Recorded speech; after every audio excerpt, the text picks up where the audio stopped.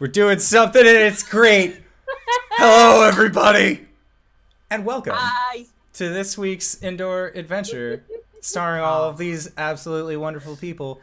And before we start off, I would like to say thank you, JD Lady, for the subscription. We don't have any dingalings that shoot up because I don't know. I find it weird to break up roleplay with it. But you're getting a dingaling now, so hey, it's us. And then thank you, Kenshiro, for following over the weekend. I wasn't even streaming, and we got another follow. So thank you. You're great if you're here on Twitch with us. And as you guys know, this is pretty much how we start every one of our sessions, is with pretty much nonsense until I ramble our way into the start of something, which is kind of what I'm doing now. So welcome to the segue. So last week was a pretty eventful time, I would say, for all of our heroes, as they actually were able to survive to level 2. I didn't make it easy for them, as there were several instances where people almost died, but you know what?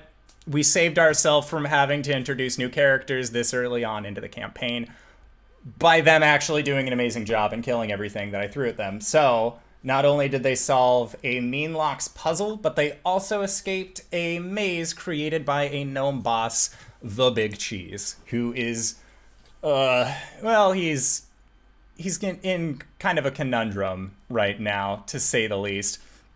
Having been turned partway into a fey abomination before our group of intrepid heroes put a stop to all of that nonsense and decided to clear their own names and return to the status that they had of heroes of mild fame within the city. Like, a handful of people would recognize these guys as heroes, but for the most part, they're still just adventurers. So we finished last week's session with you guys having completed your journey, now staring off over the city of Shroudport as the sun sets in the background, casting a very orange glow over the city, along with what looked to be little red lamps kind of getting set up in a festive manner throughout the city as well. And Blake kind of noted that you guys sort of smell like shit, as you have been in the sewers twice without having taken a bath, as well as having gone through the trials and tribulations that adventuring kind of deals upon you. So, you were at the top of Shroudport. What would you guys like to do? Take a bath. Bath Why? sounds nice. What? We have enough money to do a bathhouse episode. What? Wait, what do you... Episode? Like, I think there's a fourth wall that's just been broken somewhere. I feel it in my bones. Oh shoot, we've only got 4 of those. one All for each right. of us. I think I know where there's a bathhouse. I mean, I've been there like 6 months, 4 times. Mm-hmm. No, I've been here a year, so 5 times. Yeah. A week? No. Total. See, How much does a I can't trip to the smell spa it. cost? How much is a trip? A trip would be 5 silver per person. Dag, we can afford that. I can't afford that. Yet. I got you. Shoot, my treat. Oh, no, she's got it. All right, let's go. Okay. Let the elf pay for smells. I have 3 gold to Oh, my name.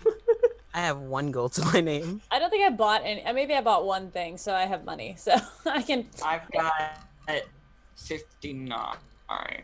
Rich, jeez. Just haven't spent it on anything. Mm-hmm. Nope. Thought about it. Yeah, where is the bathhouse? So the bathhouse would be, thankfully you guys are on the upper part of Shroudport, as it actually is not too far from you guys. It's about a 20-30 minute walk total. But like it would take you several hours to get down to the Zesty Anchor from here. So being able to just kind of quickly go off and find yourself a bathhouse really isn't too big of an issue.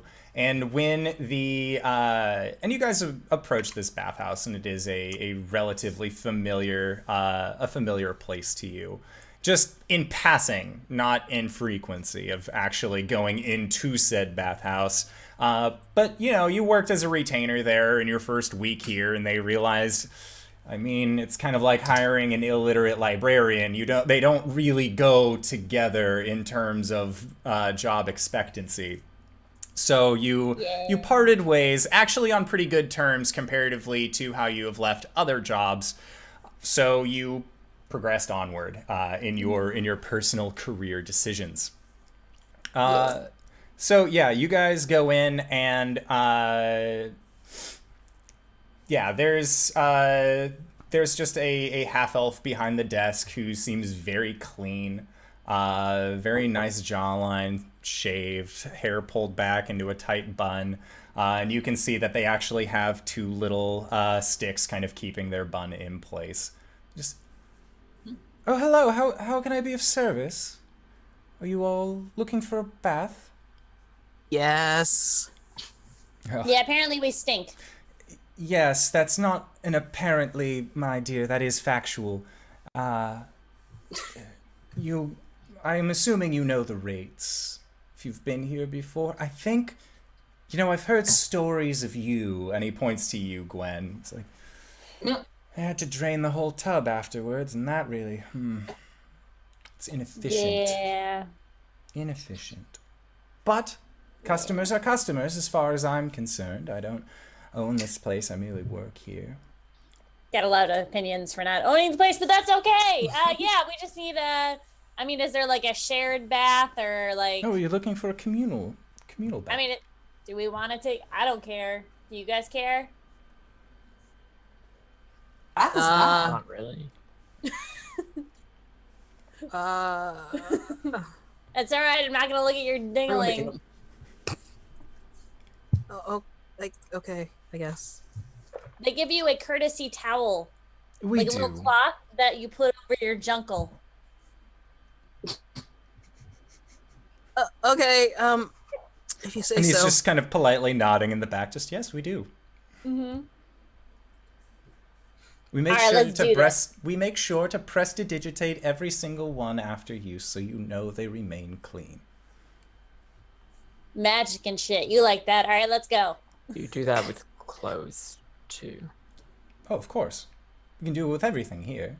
If you want it washed, we can just simply leave it in the changing room, and we'll make sure it gets taken care of. What about mending them? Well, there is and he kind of like rattles a tip jar. We can do mending, but takes a little bit of time. Prestidigitation is just Shazam, and it's there, clean. Coriander will drop 2 gold on the counter and then 5 silver into the tip jar. Oh, well, yes, we can perform that mending duty. No problem. I awkwardly smile at Cori. And then pull out a knife.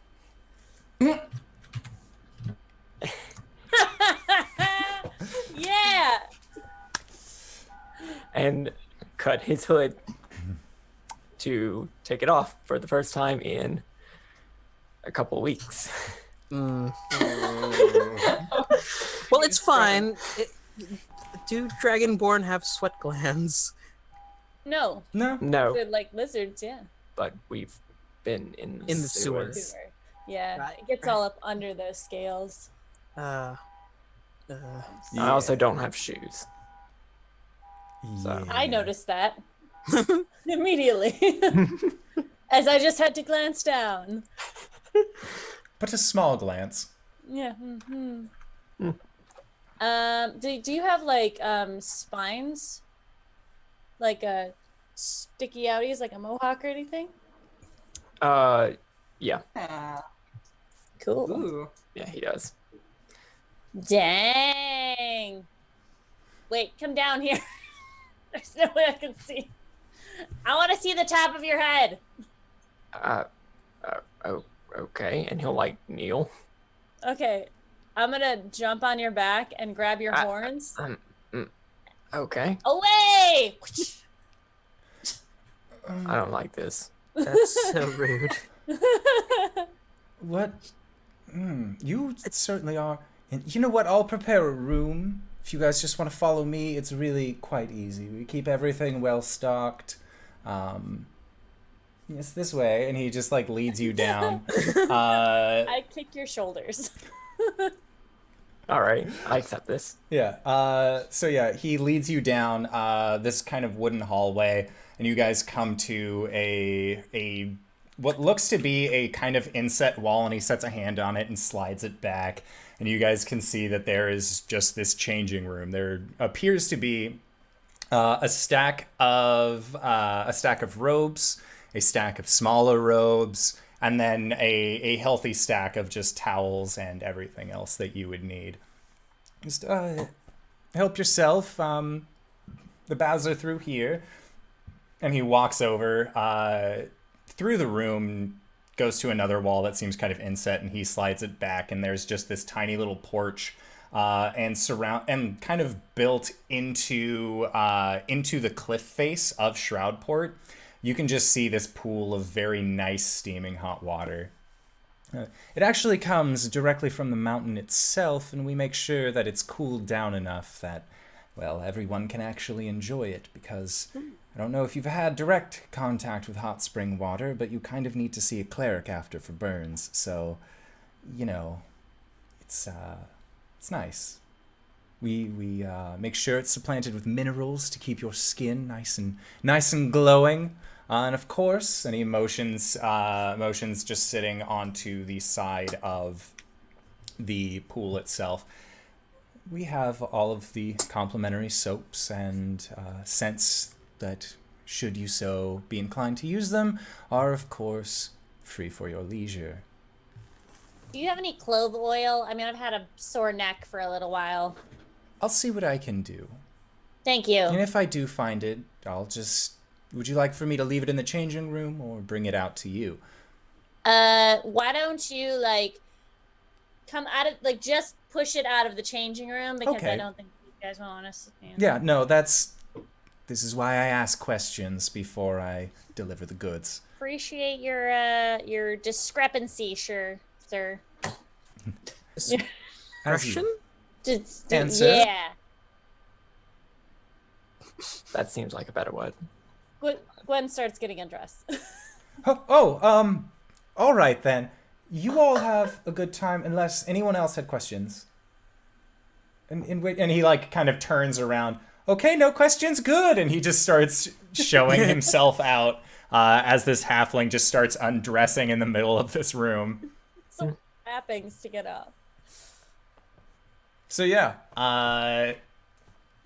this is a good time to reveal yourselves, I guess.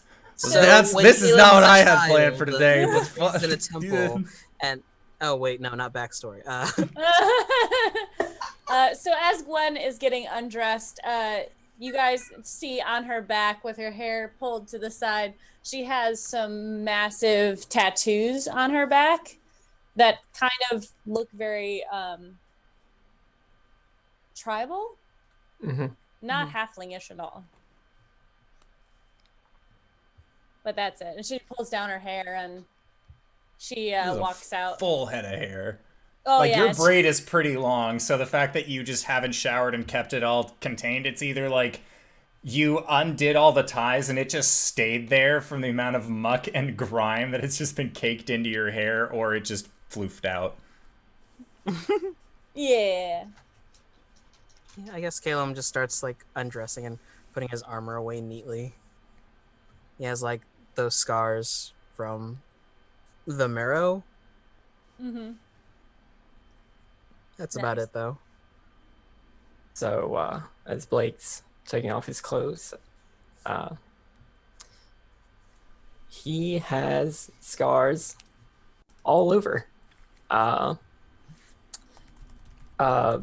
Around his forearms, he has some like runic symbols carved into his skin. That's also across his chest, across his back. He has a giant symbol that looked like it was like scarred, burned into his back. He also has those same sort of scarring on his calves, wrapping around. He also has very similar stuff over his heart. But yeah, that's it. And Caelum and Cori, you guys can make a religion check. Gwen, you can make a history check about the large symbol tattooed onto Blake's back, or kind of like scarred onto his back. Religion? Yes. That's for the elves, it's religion. For the halfling, it is history. Okay. 8. 16. All right. So, Caelum, you are the only one who knows that this is the symbol of Tiamat's dragon cult. Oh, sorry. Yep. Thanks for doing that. Gwen, you feel like this symbol rings a bell of some sort, and Cori, you're just like, I don't know. Like, he's also covered in a lot of stuff. And does just like anybody widen. else speak Draconic? Caelum does. Yeah, Caelum does. All right, Caelum. So you get. God. So,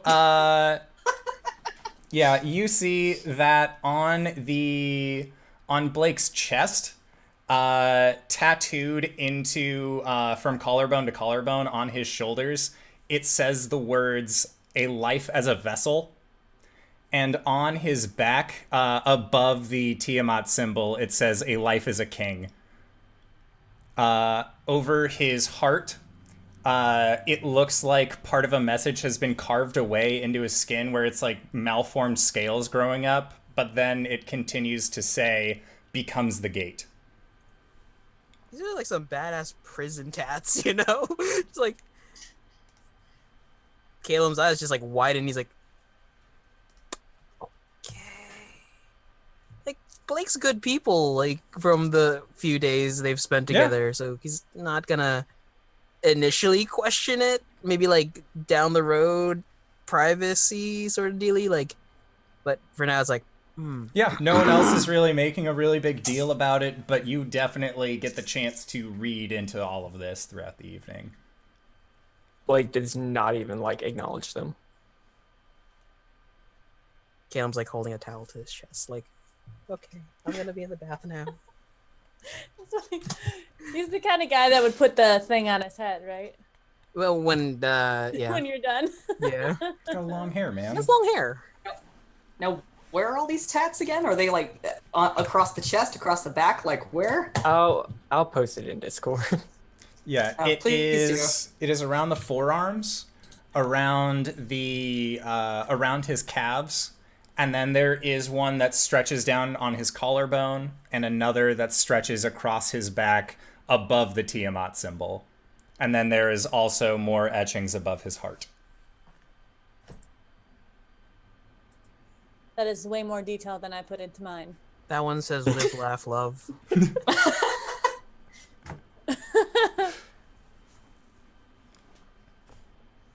Mine has meaning too. Which we'll find out eventually. Eventually. We didn't get to make checks against it, so. And then Cori, are you also just like, clothes gone? Yeah, pretty much. She doesn't have anything interesting.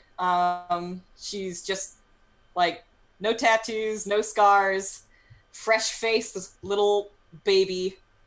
Just orange bod. Orange bod, right into that pool. Yeah, so you guys all have gotten into the hot spring. And you're doing what you typically do in a hot spring, of just kind of relaxing and letting the stress from your last several days kind of wash over you.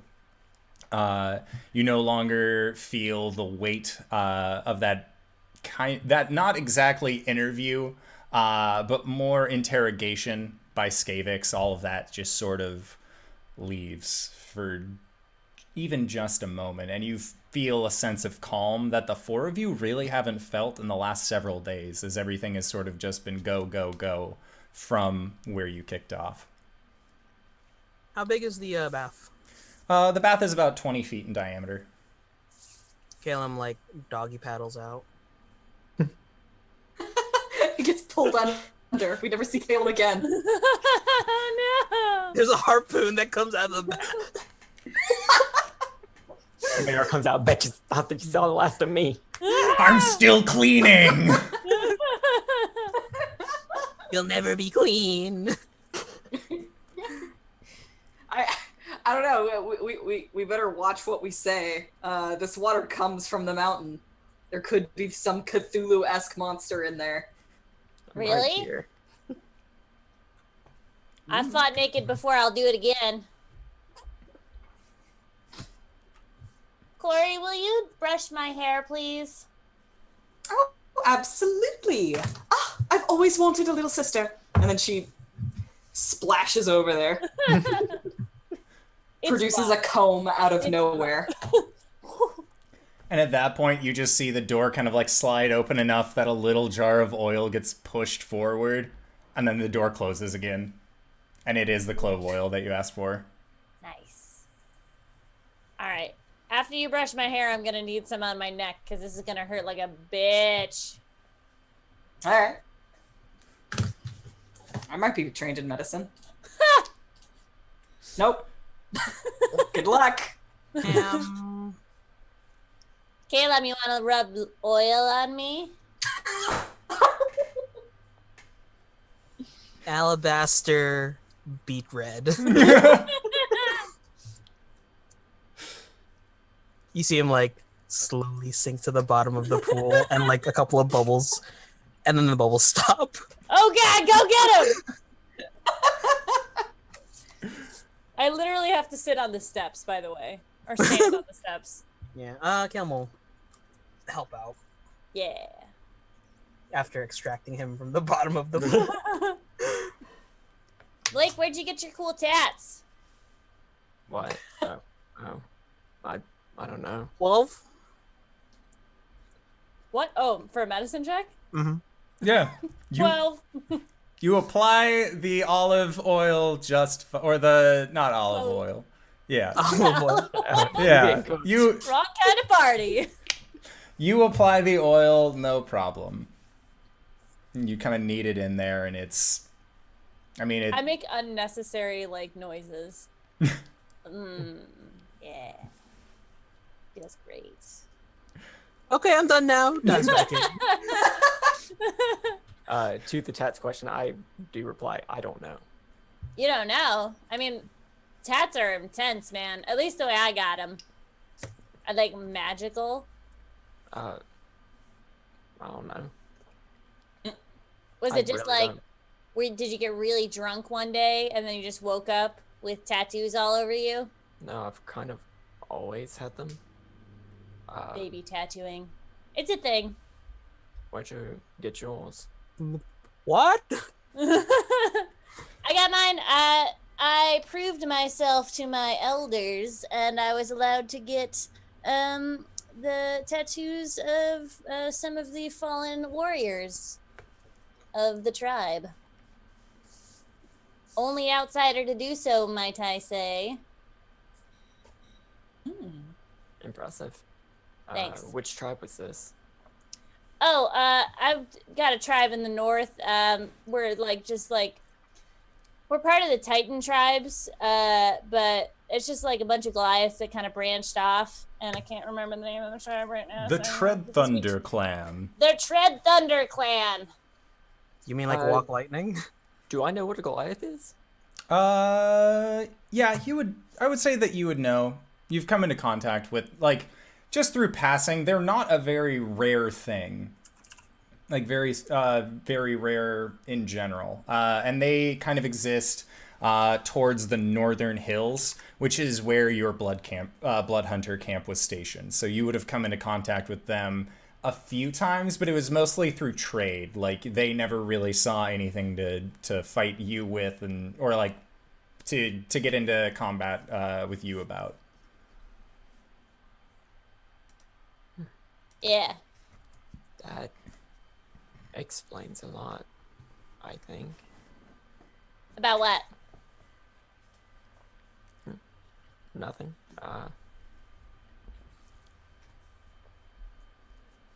Have you met my tribe before? No. Oh.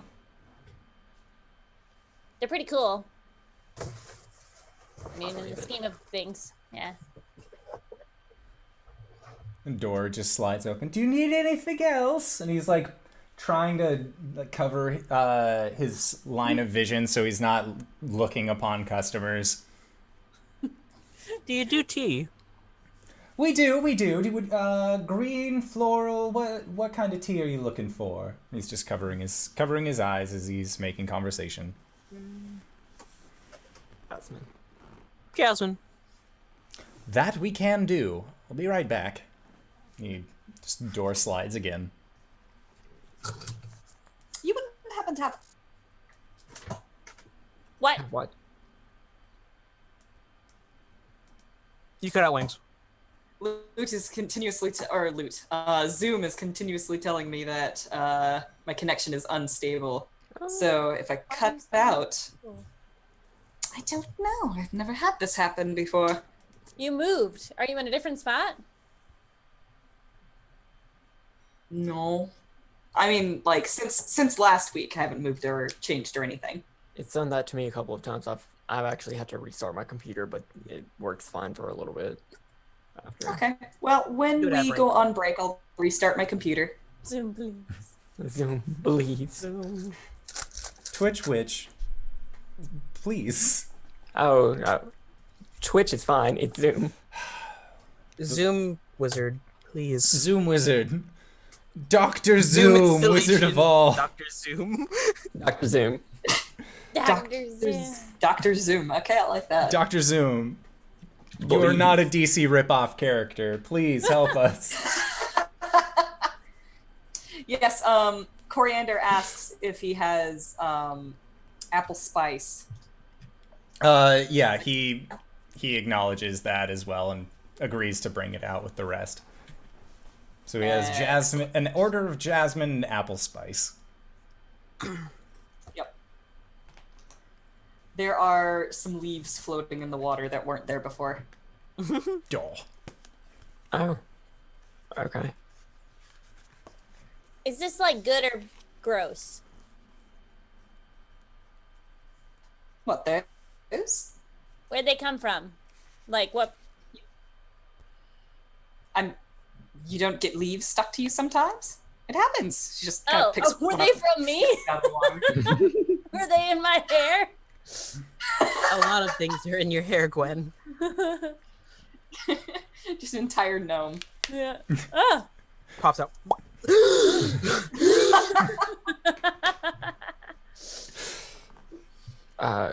Cori, that creature that we fought, have you ever encountered one of those before? Personally, no. Has she ever heard of a mean lock before? Make a history check. All right. Nat 20. Nice. Yeah. So yeah, you have heard of meanlocks before, as they tend to frequent the fall and the winter isles. They aren't so much a spring or a summer creature. But these things, these fey oddities, you know that they don't necessarily come to the material plane all that often, as they like the malleable environment that the Feywild can give them. So if they need to quickly create a maze, or if they need to inspire some form of terror, it's much easier for them to do it in the Feywild because they're so in tune with that being their natural plane. They have to work a little bit harder on the material plane in order to do what they want, and it turns out to be more of a lasting structure than a illusion, as you guys kind of found out. But you know that these creatures propagate by spreading fear and terror to a singular creature over a period of time, and then at the end of that time, that creature too turns into a meanlock, which you can assume is what was happening with Curdle. is that he had been caught after escaping and then was starting the process of being turned into one of these creatures. The other thing that you know about these creatures is that they delight in being able to go after targets or prey that are especially hope-filled or have a lot of light inside of them. Well, that explains at least one thing. Oh, yes. We see them worryingly often on the Isles.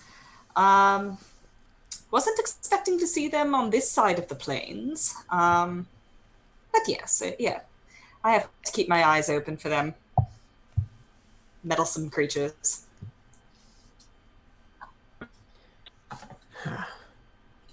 Yeah. I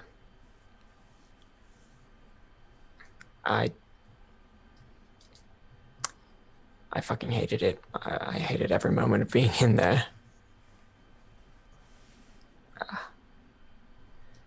And I think you were right. Right about what?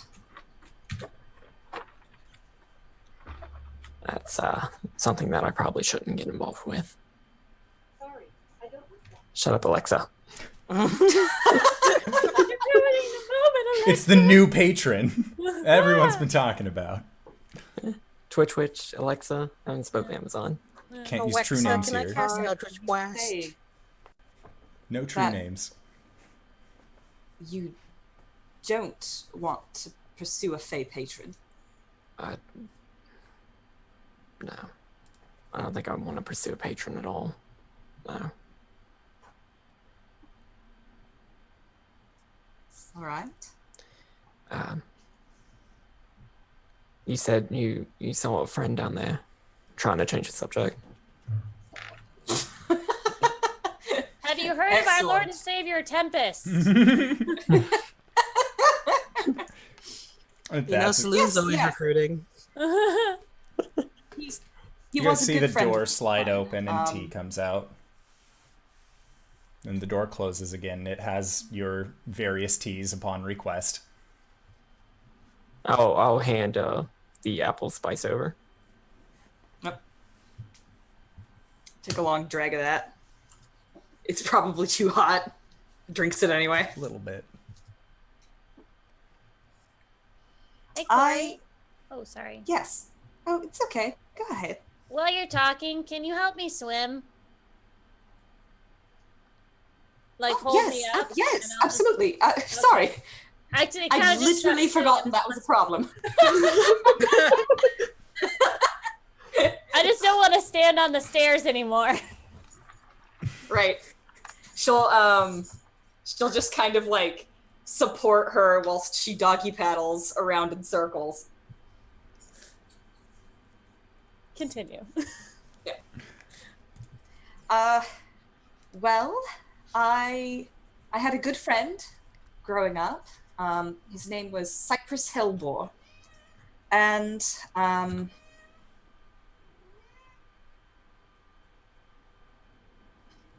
he took on a responsibility I don't think he was ready for. And it overtook him, and he's now no longer in his right mind. So I am traveling through the mortal plane, following in the steps of Coralon and trying to find a way to fix the problem.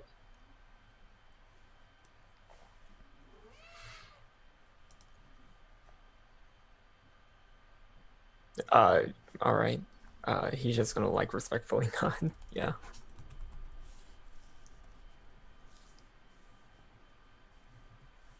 So you're here for him? Here, cosmically. I'm here for everyone, honestly. If he goes unchecked, who knows what he might do to the Feywild and then to the natural plane afterwards.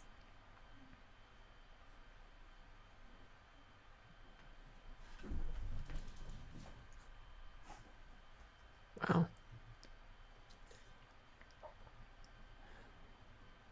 See, we had just seen shadows. I can't imagine what that would have been for you.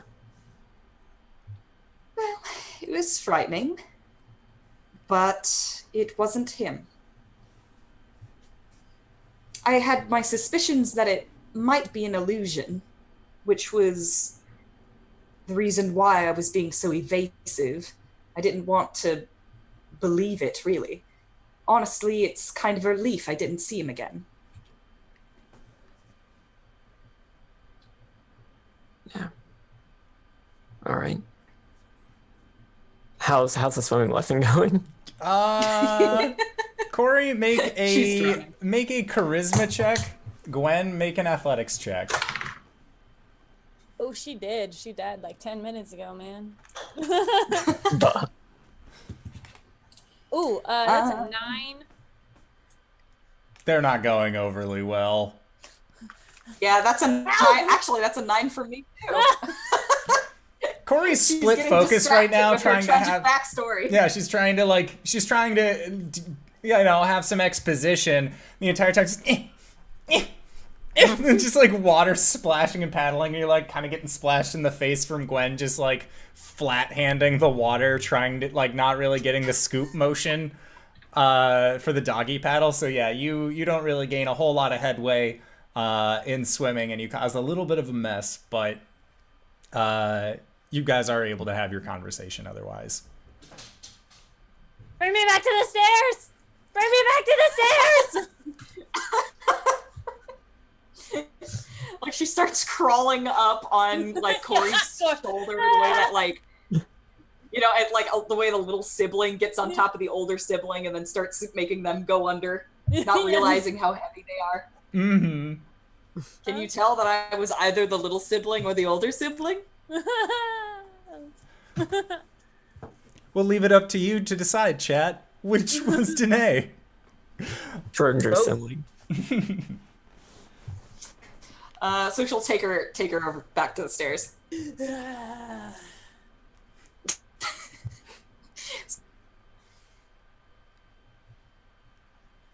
That wasn't sorry. We'll try. You were doing very good. Was I? It felt like I wasn't doing very good. No. It was valuable experience. I feel like that's something a mom would say when people fuck up. Actually, that is something my mother would say when people fuck up. Wow. Huh. Interesting. It's the group acknowledgement, like, kind of explains a little bit. But yeah, Caelum pour some tea for everyone. Yeah, and you pour the tea out, and it seems like a pretty uneventful night. Other than that, like, you guys continue to have more conversation, kind of getting into as much as you can, just about the events of the last couple days, being like, oh man, remember that arborist? That guy was so annoying, and like, oh my god. Like, but the plants were weird, and you still have these worms, and there's all sorts of stuff that's just kind of been happening in the city of Shroudport. But you guys end up finishing your tea, cleaning yourselves off as best you can, and the night kind of is coming to an end. You know that it's dark out now, and you still have a room at Fang's until the end of the week. So if you want to get there with Fang still behind the bar and not Swift, you will have to go, as his name says, and return to the bar swiftly to get your orders in with Huddle before the night manager takes over. I just want to say at some point I do the coming out of the water thing with the hair going flying back. And I just want to say to Caelum, have you ever seen a naked lady before? In books. How does it compare? I'm like 3 foot tall. He's like usually looking down. It's different, yeah. Good. One day you'll see it for real. And I smack him on the ass and walk past him. Just sends him back into the water.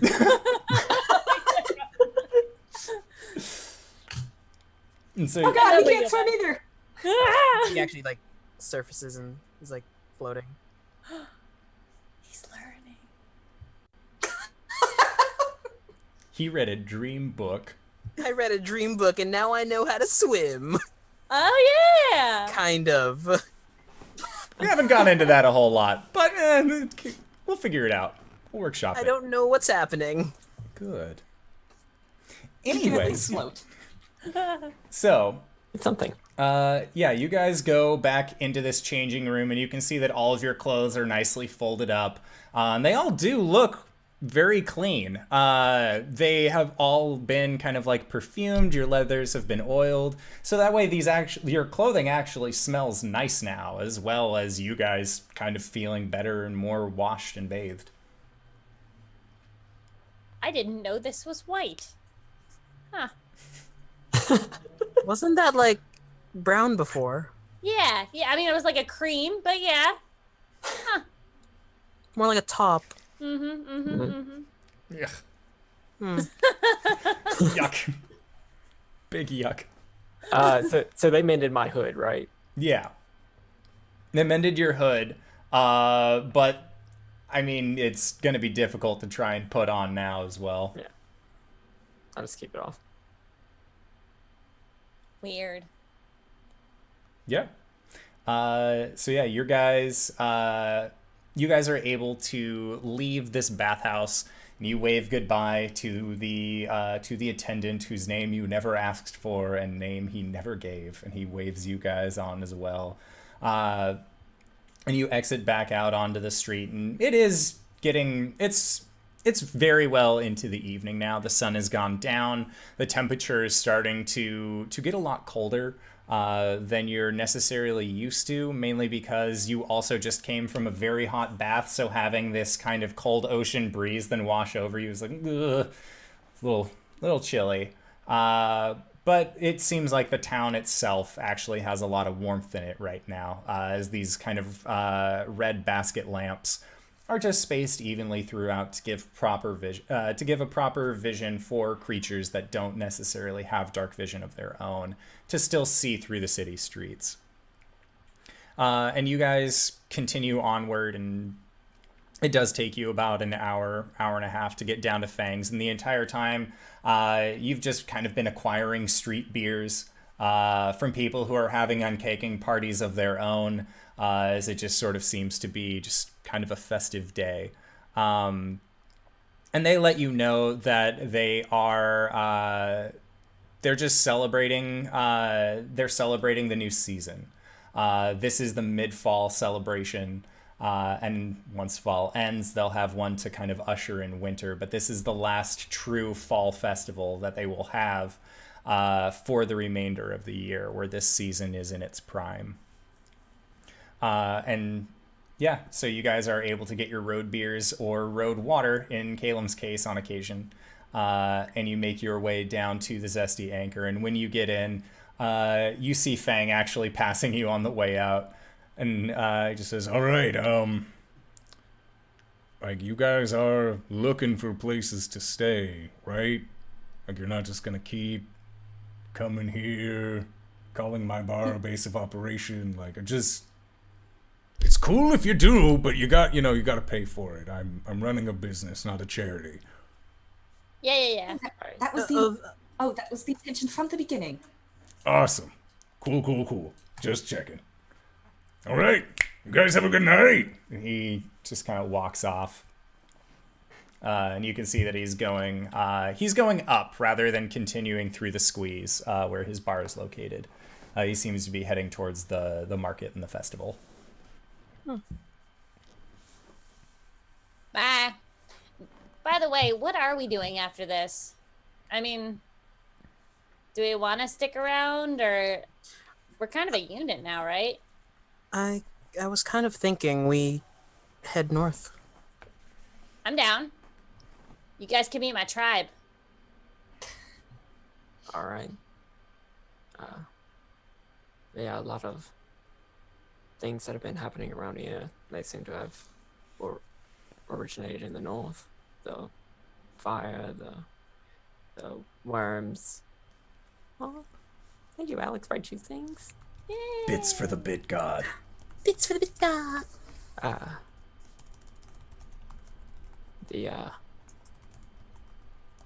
What is it? Catnap, all that stuff. Yeah.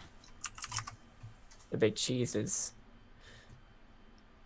Fine. Well, but I mean, there's still other stuff out there.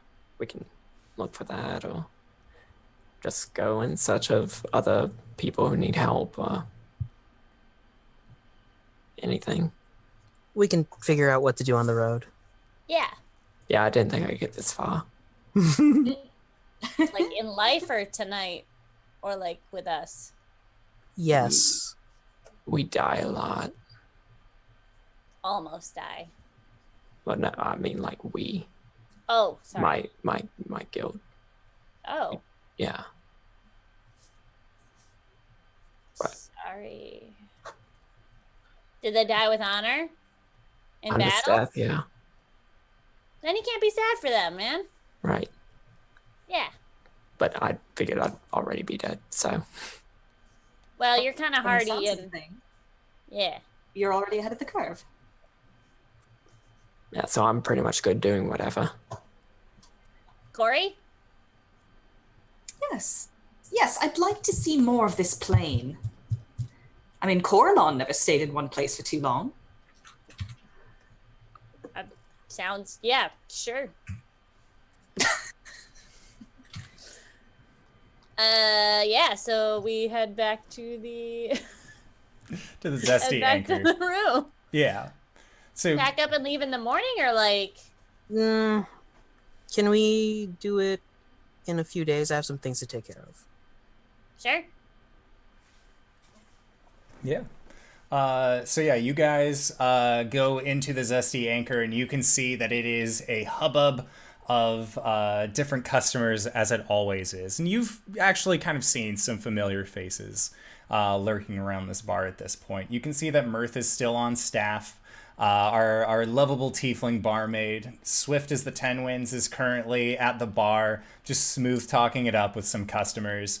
And then you can also see that there's that red dragonborn who lost his drinking contest with Gwen on your guys' first real night in a catnap-free bar. And you can also see that there are Farron, Mugwort, and Prescott are all just kind of hanging out in the back, as they have been near the quest board. And when they see you guys, they motion for you all to come over, and they have secured a slightly bigger table. And they're like, come on, we have room. Caelum, what are you doing over there? Come here, come here. Yeah. I cannot believe that we are seeing all of your faces for the first time. Well, not first time, but faces again after doing whatever Skavix had you do. What did he make you do, by the way? Some stuff in the sewer. It was kind of gross and weird, and some guy got turned into this weird freakish monster thing that tried to give me a hug, and I beat him with my shield, like, boom. Prescott kind of like raises an eyebrow and just shakes his head and continues drinking.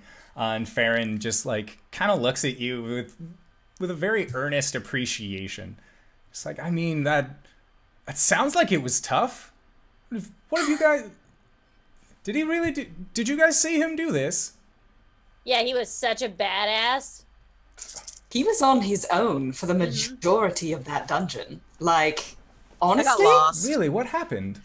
He said he was... He got separated. We thought that he was dead, honestly. He handled it Caelum, what was the first thing that we taught you for your life out himself on the road? very well. Buddy system? Buddy system. That's right. That's right. You getting separated means that the buddy system didn't work this time. But It was a magical tunnel. Like, he kind of just didn't turn the corner fast enough, and then there was a wall. you, So it's not Have you really ever- his fault. Have you ever handled mean locks before? And she's asking Prescott this I'm question. just like, no, we don't really deal with No, that's not his voice at all. Sorry. We don't more asshole-ish. We don't really deal with mean locks of the sort. Rather, we just deal with whatever comes before us. Yes, we've dealt with creatures like that deeper into the Gilskari wood, but I mean, we fight a lot of things. Killed a Hydra. Not single-handedly, of course. Farron and Mugwort both helped, but we've done our fair share. And Farron just there's no need to be upset, Prescott. It's fine. No, there is a reason to be upset. These newcomers come in. They all they want to do is just simply talk all over us, and it's bullshit. He just goes back to drinking. And Farron just... He's only upset because you guys completed the contract that we were thinking about going to do because you got arrested, of all things. And Prescott just... like stands up and walks off and goes to the front table. I'm gonna lean over to Caelum. Is he like a magic fighter or like a fighter? Because I want to fight him. Farron? Yeah. No, the one who just walked away. No, the pissy one. He's like... He's our wizard. What would you... He's a wizard. Now, I've seen you all milling about together. We have our wizard because, well, we're a team. Are you guys a team at all? Have you thought about a name of sorts? So that way when you go into town, you can introduce yourself. Or if you want to go to the arena and fight somewhere, then you can say, hey, we're this. And then all is good. Everyone knows who you are. Us, for example... Are there arenas around here? To the north, yes, and Sir Telia is going to be a fighting tournament later this year, and I am very interested in entering. Yeah, me too. Guys, we need a name. Well, we've only been adventuring together for, what, 2 weeks now? You guys have been adventuring together for like a week. Like 5 days total. Tops. I've seen you guys naked, and we've only known each other for a week. I think Mugwort's eyes get huge when you say that, and he like looks at Gwen, looks at Cori, looks at Blake, tilts his head a little bit, then continues looking back and forth. I give him the, yeah, right, exactly what you think. Cori treats it like it's no big deal. For her, it is no big deal. Mugwort, mind your manners. Just just goes back to sipping his drinks, but after that recognition from you, Gwen, you can see that he has he's blushing a little bit over his beard. Are you feeling all right? The blushing dude. Yes, I've never felt. Just goes back to drinking. He's not so good. You spent a lot of time with Cori him. gets like a... Just like ducking back in case it's contagious. Cori gets a very like understanding. He gets flustered with his words when he's talking to lovely individuals. Pretty ladies. Yes. Pretty women. Yes, he gets a little flustered, so don't mind him. He doesn't really say much the rest of this, and just has him. Just goes back to drinking. Caelum just pats Mug on the back. Well, I mean, you guys don't have to have a team name now. You can think about it, but if you're all... Gwen slams her hand down on the table and says, "We could be the Adventure Force." Well, that's a name, I suppose. Working title. Ours is off constantly, so really it's whatever name works for you. We'll workshop it. We'll workshop it, man. And that's the name. We'll workshop it, man. We'll workshop it, man. What if we just call ourselves the Workshop? We don't really... Really, whatever you guys want to do, as far as your name is concerned. I'm just letting you know there is a character limit to how long your name can be when entering an arena. What about the Tiny Terror and Companions? So it would have probably stopped you at the N and companions, and it would just be a lot to try and reorganize. Right. Hey, Farron, how long are you guys staying in town?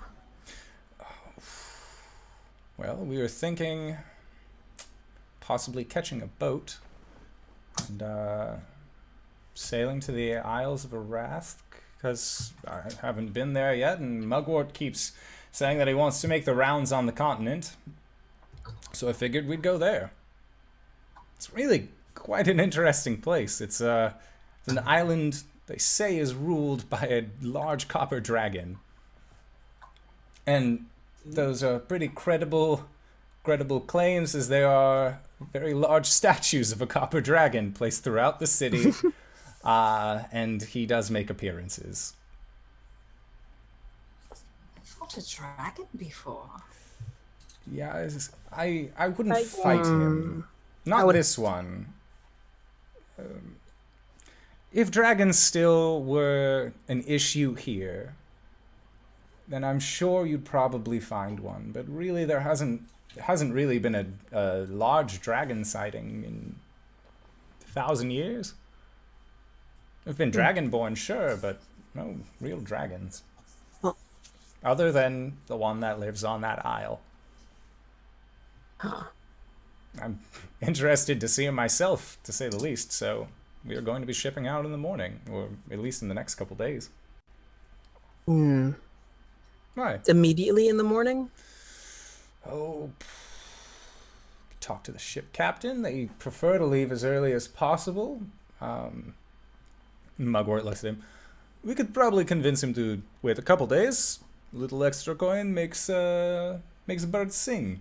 It's like, I don't understand your dwarven metaphors. Anyway, I'm sure that if we do give him some coin, we'd be able to at least postpone our journey. Why? What do you have in mind? Could I speak to you outside? Sure. Mm? Yes. Excuse us. Coriander's gonna sit down in Prescott's chair. Okay. And you look over and just staring daggers at you from the bar, Just sweetly looking back at him. But of course, completely different than when she was in her summer form.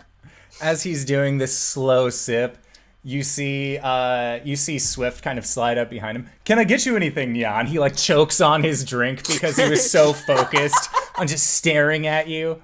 But yeah, he seems to just cough up a little bit, and as you sit into his chair, and Mugwort laughs to himself as Farron and Caelum stand up and exit the Zesty Anchor for a quick minute. If it makes you feel better, we didn't get paid. Just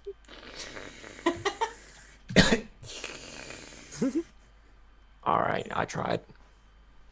He's not exactly one for the talking. And I understand that. he says a lot, but yeah, actual substance, not exactly a thorough read. But you seem nice. You seem good for Caelum. I'm happy that he's found friends like you. Wow, you don't know us at all, man. Raises his drink and he's like, and when you say that, he looks at you and says, "But I could get to know you." He winks, just goes back to drinking. What race is he? He's a dwarf. Oh, he's a dwarf. The Okay. dwarf. I kind of like. Does he look like he's a brawler? Yeah, he looks like he's a pretty fighty boy. He not like super strong. He looks like he might be more of like a dexterity based person. But he does look strong, like he can fight. He does have 2 hand axes on his sides. Okay. I'm gonna start comparing weapons with him, but if it seems like it's going that way, I'm gonna like see if I can start a bar fight with him, like a friendly bar fight, like just to see, yeah. Because Fang's gone, right? Yeah, Fang's gone. Yeah. If this bar fight spills into any other, it starts involving any other people, I'm absolutely going to use this as an excuse to punch Prescott. I'm just saying.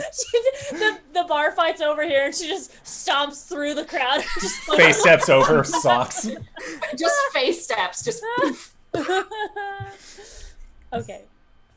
Yeah, More so like a wrestling, like, like contained, not like fair fight, but like yeah. see if I Yeah, can yeah. beat the shit out of him in a. It's the only reason I say that Okay. is I know it won't happen. So yeah, you guys are comparing your weapons, and Cori and Blake, you guys are just having a good evening talking with Mugwort and just enjoying the scenery of the bar. And then Caelum, you step out with Farron. He just, is something the matter? Did your new friends do anything that makes them, not friends? I mean, no, they're fine. All right. I just wanted to talk with you for a bit. Of course. I can't thank you, Prescott and Mug, enough for taking me in and, teaching me the ropes. And now that I can kind of stand on my own 2 feet, I'm gonna try and make my way in the world. Well, we did promise that I'd hear you in a bard song by the end of the year, so hopefully you remember our promise. So, I really look up to you as, one of my heroes. And I was really hoping for at least one more time before you leave, we can go at it. And he, puts up his dukes. You like a sparring match or a fight? If you're looking to spar, I'm more than willing to help, but I think that we're at slightly different places. I can hold back if you would like. No, I want to show you how far I've come in the last few days, just to put you at ease. All right.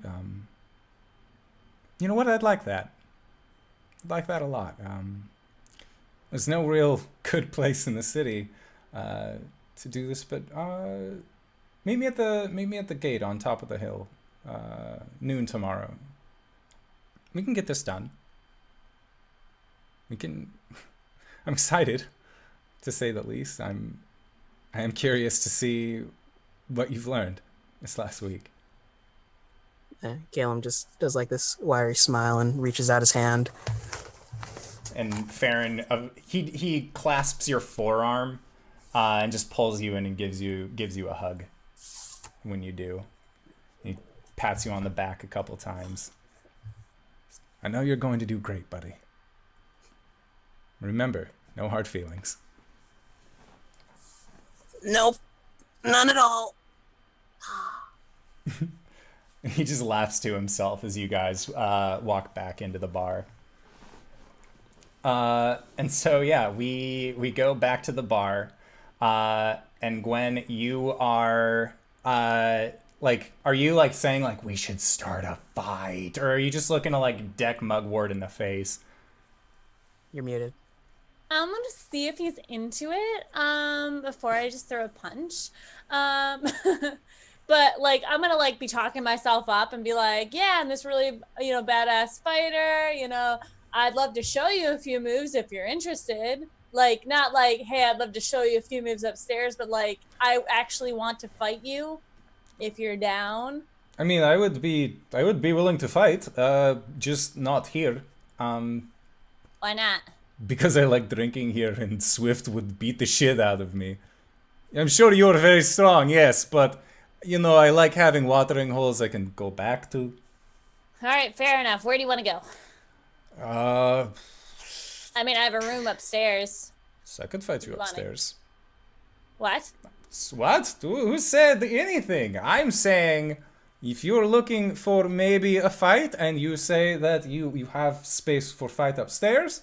Yeah, I think so. We just have to push the bed aside for a little bit. Yeah, no, that's of course. I'm sure the two of us together can move this bed, and this room is yours, yes? Yeah. Oh yes, I am totally down for all of this that is happening. All right. Bye, guys. Farron or Mugwort just gives you a very quick toodles and just off. And Farron just laughs to himself again as he sees Mugwort run up. It's just, I mean, if he had only waited, I could have told him that we were setting up a fight of sorts outside tomorrow. Suppose I should tell the two of you, just so that way this isn't coming out of anywhere. But Caelum has challenged me to a fight tomorrow at noon. It won't be to the death. I respect our code as travelers, as former friends and journeying companions. Well, it makes perfect sense to me. Got to test your mettle. Of course. I am excited. You've all done very well for yourself this week, so I'm sure that he's probably picked up a thing or two. Might surprise you. Should surprise you. I hope so. There's one thing I love, it's a good surprise. It has to be a good one, though. Nothing worse than a bad surprise. He just, like, shakes his head, nope. Like when you find out there's a snake in your boot. It's not a very good surprise. Or if someone's poisoned the water hole. Exactly. Any of these nefarious acts are horrible surprises, and those who perform them should be brought to justice. Oh, certainly. And that's what our group of lovable assholes does, is that we go out and we try and find wrongs and right them as best we can. Oh, is that the name of your group? No, the name of our group is Off Constantly, because nobody beats Off Constantly in battle. Nobody what? You heard it. I'm sorry, what? Oh my god. Did you... Caelum, you were with us for weeks. Did we never explain this to you? You know, after talking with Gwen for a while and finding her sense of humor, and, like, I just realized that there's an innuendo, a double entendre, some sort of euphemism that you've put into this name. Yes. No, it's true. I mean, we are a bunch of 3 male people. One of our friends is currently off with one of your friends, so we're a little immature. As far as our own humors go amongst ourselves. We thought it was funny after a night of drinking if we just named ourselves Off Constantly. So that's the way our party name goes. Because again, there's nothing more pleasing in the arena than being able to tell everyone that they will not be able to beat Off Constantly. And he just straight faces you. Caelum just gives him this look like, you know what? Okay. It's just like both defeated and acceptance.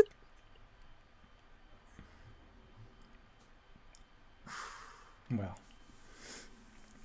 if I'm going to be in any kind of shape to fight tomorrow, I think I'm going to take my leave. You all can have a great night in here. And he sets down 10 gold pieces. Just drinks are on me. I'll see you tomorrow, Caelum. And hopefully the rest of you as well, but I also understand. And he just sort of stands up and bows politely and leaves. Caelum gives him a small wave. And waves back. And you see Prescott just finally, like, take the final sip of his drink, set it down, and he just stands up and walks out as well, and just... He does give you a look, Caelum, of just, like, how's it going? There's only room for one elf in this party, and he just, like... and he just and he leaves without saying much, leaving... Coriander will beat him to the door. Yes, can I help you? Oh, I just wanted to thank you for teaching Caelum so much about being an elf.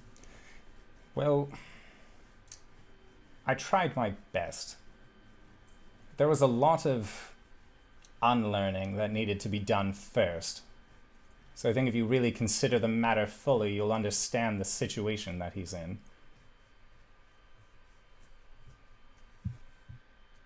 Come outside. She's still smiling, but like kind of a cold look comes over her eyes as she he kind of considers this very seriously.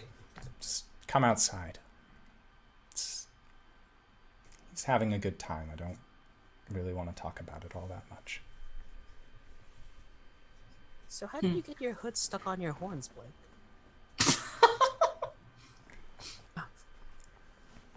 That's put it on, and that was the only way that it would stay. But why didn't you ever just get it tailored to have horn holes? But that was us sticking it through. It was made by a friend. Okay. And that's when we'll pan to Cori and Prescott on the outside of the bar. If Cori followed Prescott, he'll just... Oh, certainly. He'll just walk, You'll have to trust me for just a moment, but it's probably better if we talk about it in an alleyway or somewhere that's not on a direct path. You mind? I'll let you pick it, if that makes any help. It's fine. I'm not scared of you. No reason to be afraid of me, I assure you. I'm quite amenable in the right situation. Now, please. I'm sure. And he leads you into an alleyway, and he looks at you and then reaches into a satchel, and he pulls out a what looks like a book where the bottom part of it is just seared off, and it looks like this tome itself has taken a bunch of damage from a fire of sorts. This was found at the place where we found Caelum. When we came through, it had already been ransacked. It was a temple. And there was no one else left alive. That's why we decided to take him with us instead of just leaving him there. But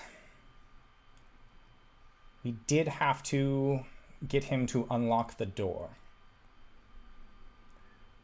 He was in a private sanctum, it would seem. There were texts that looked like they belonged to maybe the head of the monastery or church, but they didn't seem touched. Seemed like they left in a hurry. And there was a pile of bodies. The other priests and other members of clergy up against the door that Caelum refused to open. So your friend, your innocent friend, I don't know what he has going in that mind of his, but I don't like it. If he was indeed somebody who wanted to save people, he would have opened it up for them. He would have let his friends in. Makes me uncomfortable that he seems to be the kind of person that would block out those that he's trying to protect.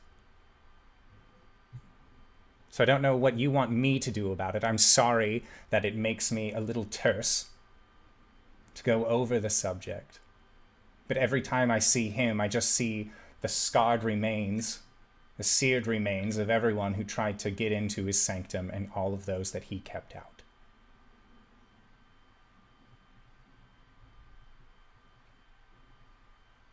So do with this information as you wish. Take this book. Use it as a reminder. I'll see you tomorrow. She He takes just- it. Yeah, and he'll just start walking away. And she'll stow that book away and go back into the tavern. Yeah, and you see that Caelum is laughing along with Blake as they both are trying to figure out how this hood gets on Blake's head without it ripping or getting any further damaged. Yeah, I'm gonna have to get some like buttons added or something.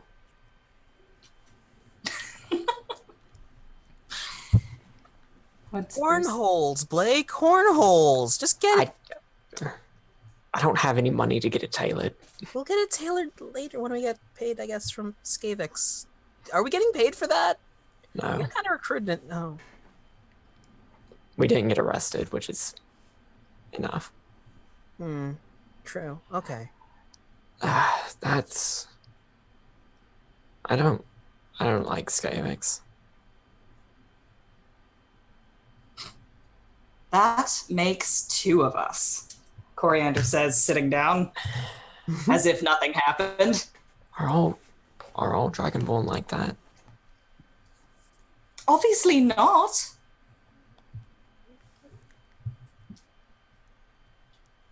Don't think about it too hard. I think that is where we are going to go into our first break, as you guys have kind of reconvened. And before we go, and this scene kind of fades to black, you guys do hear just this as this bed just getting moved across the floor from up above. And then just the rough tumble sounds of Gwen fighting this dwarf, and you can hear that they're getting into it. But that is where we are going to go into our break. Thank you to everyone who has donated bits, who has stopped by. You're all great. I will figure out a way to make it feel like it's worth your while, which I hopefully will in this coming segment. So thank you all for stopping by. We're going to be trying to be back in 5 to 10 minutes, so don't go no place unless you're going to grab a drink, grab some food, or pull a friend along for this wonderful journey. So we will be back shortly. Don't go no place. All right, everybody. See you soon. Bye. Bajouge! Welcome back, everybody. And Bajouge is the sound we're going with when we come back from break this time. It's great. But, anywho's, last we left off before the break, you guys, Gwen was upstairs getting right in rumpus with this dwarf, Mugwort, one of Caelum's friends.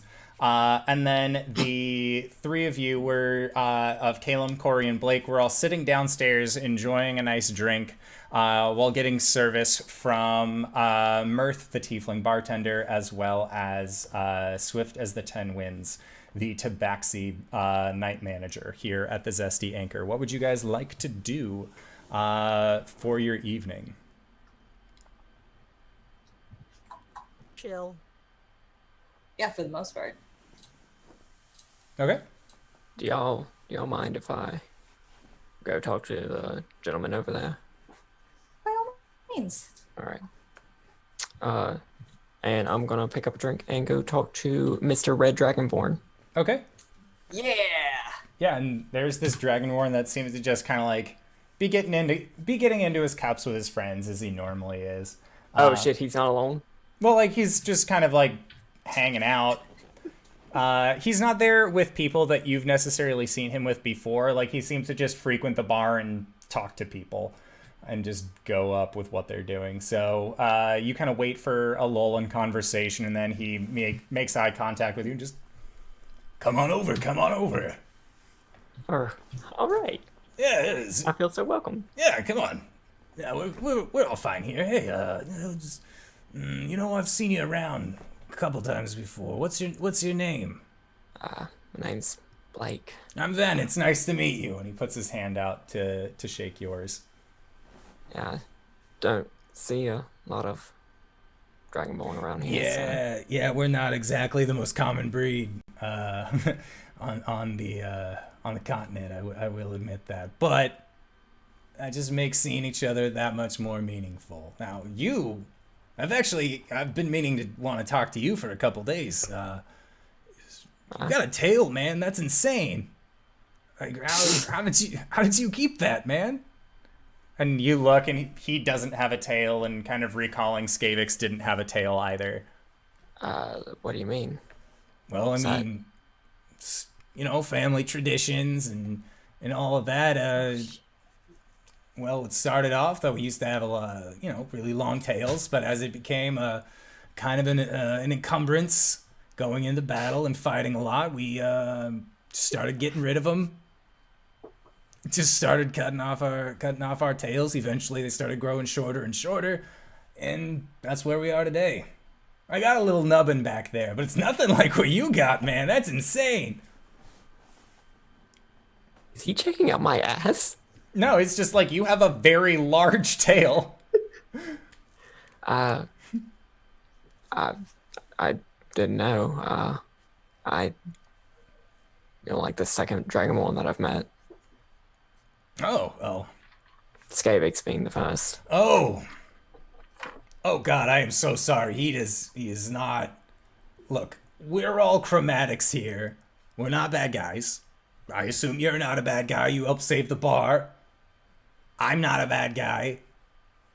I just like I earn money at the docks by helping out with dock work, so I can get kind of lit. It's fun. It's easy. Keeps me strong. Yeah. Does the job. And I mean, Skavix, as much as I don't like the guy, he does do good work for the city. Just in his own way. Yeah, it's still a little off. Where are you from?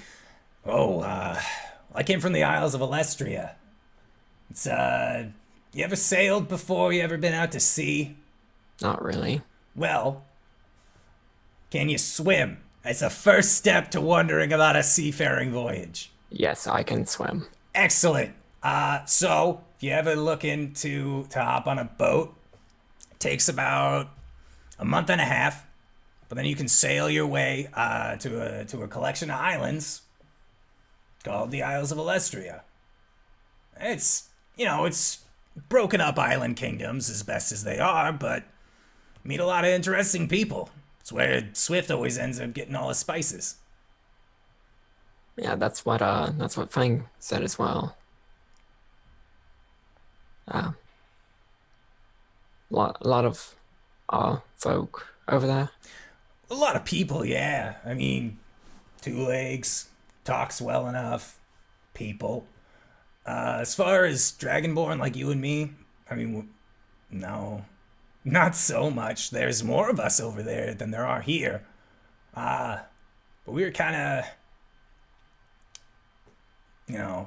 parents always used to say that we weren't exactly meant for this world, but we do our best.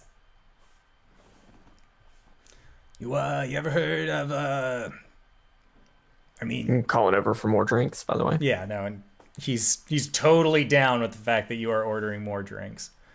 Shit, how much is this gonna cost? I have 3 gold. So you would know that you could get a drink for about 5 silver pieces from this. I will spend 2 gold. Okay. Yeah. So he's super excited that you're buying him some drinks, and he lets you know. Well, my parents, grandparents, their parents before them, anybody who was strong enough to sit me down for a story, they always told us about we don't come from here. We didn't start out the same way that gnomes or dwarves or elves or humans did. Not from here, man. We're from somewhere else. Somewhere far out.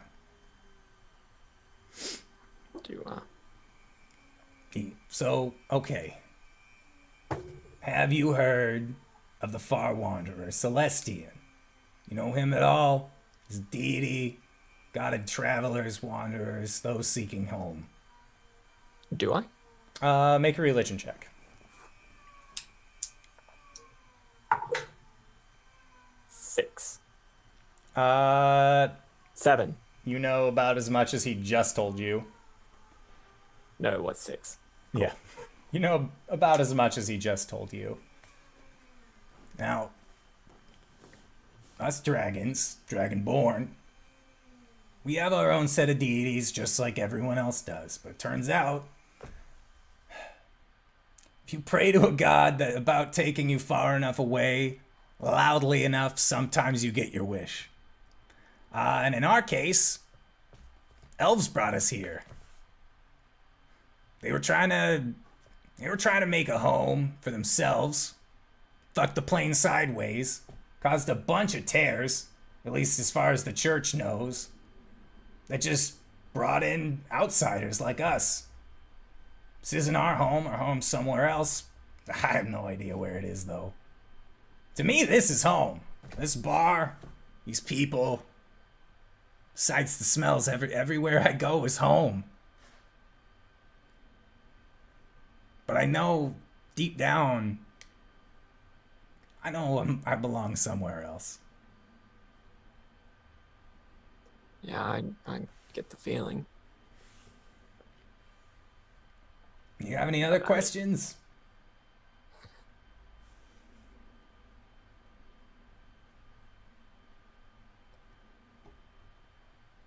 Nah, just keep talking to me, and I'll throw another one back. That I can do, sir. And he just keeps, and he'll continue talking to you, and that's when we'll pan over to Cori and Caelum, as you guys are now have been left alone at this somewhat large table.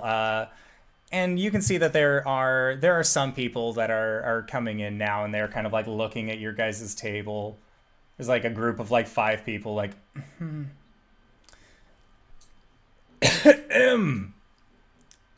Are you using all of this? Do you mind if we also sit here? There's a booth you guys could have if you want. You know, there's 2 versus our lot. Okay. You know, I'm not trying to be pushy. No, you know, we had more and they kind of vanished on us. That's so, You know what? I'll send you some drinks. I'm sorry. Oh, it's all right. Thank you. Cori will move over there. Yeah. Okay. She'll face step there, just to show off. Okay. So yeah, Cori, you face step over there, and you see Mirth like spill her drinks a little bit. Just, what did I say about surprises in the bar? I'm sorry. It just happened. Just remember your place. Just she walks back, just shaking her head, little upset that she has to clean up a mess. But yeah, Caelum, you go over and accompany Cori in this small booth.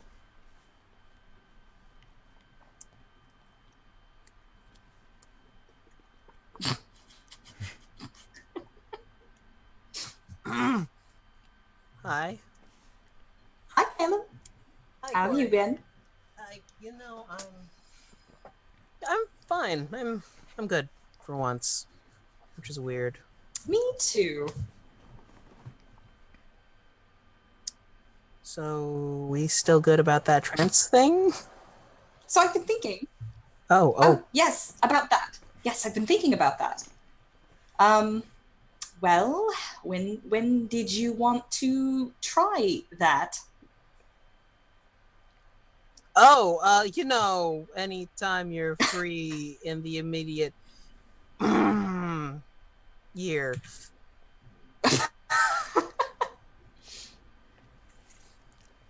I'm free tonight.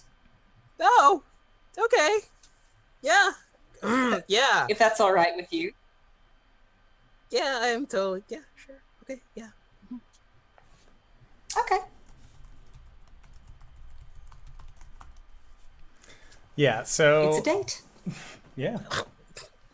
Sputters.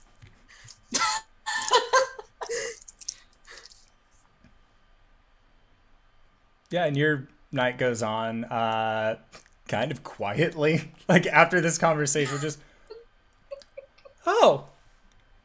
Okay. Yeah, and if there's anything more that you guys would like to say to each other before we eventually move you up for your meditation sequence. All right, sounds good. That's what we call it. Meditation. Yeah, so Caelum and Cori, you guys start exiting from the bar, and Blake, this is the first time that you have actually been the last person on the bottom floor out of your group. And you're getting a little sauced with this red dragonborn, and you guys are just kind of enjoying talking about dragonborn things, like no one understands how difficult it is to get all the grime out from between your scales, man. It's awful. You really just gotta get in there and clean it out. It takes hours. 15 minutes today. And I still haven't been able to put back on my fucking hood. Man, that's rough. It's some rough stuff, man. If there's anything I can do to help a friend out, you got a friend at Ven, man. You got a red. I'm just like pat on my shoulder. You're all right, Blake. You're all right, man. You seem pretty. What the fuck? And he kind of looks down, and he looks down towards your left shin, Blake. And kind of looking down in this inebriated state, you see a standing at about 3.5, 4 feet. Large underbite, dog-like ears kind of flopped over on his head, hands brought up. Hello? I've been looking for you everywhere. I'm jumping out of the seat, falling over on the ground, It's splayed okay, out, it's okay. the tail actually between my legs, but Okay. Just the what the fuck? Just, I'm not trying to startle you. It's just my appearance. The mistress would like a word, if possible. Do you think this could be done? I really don't want to disappoint her. And she said to get you. he's just kind of rubbing his hands, and Ven is just.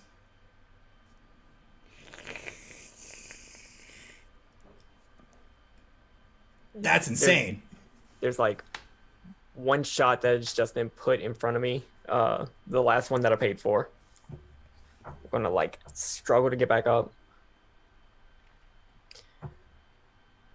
I'll see you later, man. Very good, very good. Yeah, I mean, it's whatever. Like, go do your thing, man. Wow. Huh. Thanks for the beer. And he just like happily waves you off and then calls another person to come over and sit with him. So yeah, Blake, you are very, make a constitution check from all of your drinking. Check or save. It's the same. 8. Okay, so yeah, you're kind of feeling it, and the street sort of seems to be like tilting as you walk. That's the only reason that I'm going. Just Please, it's really not that far from here. You know the way. and he just Scruff, this tiny little mongrel folk, just leads you through the streets. And it I takes do not know the way. I'll take you there. Don't worry. I'll never get lost. Not with this brain. and he just like is like rambling to himself, which just sounds like drunken static at this point. Until eventually you find your way to Makoth's Oddities, and Scruff kind of like reaches up onto his tiptoes and jingles the handle a little bit and pushes it open. Inside. The mistress awaits.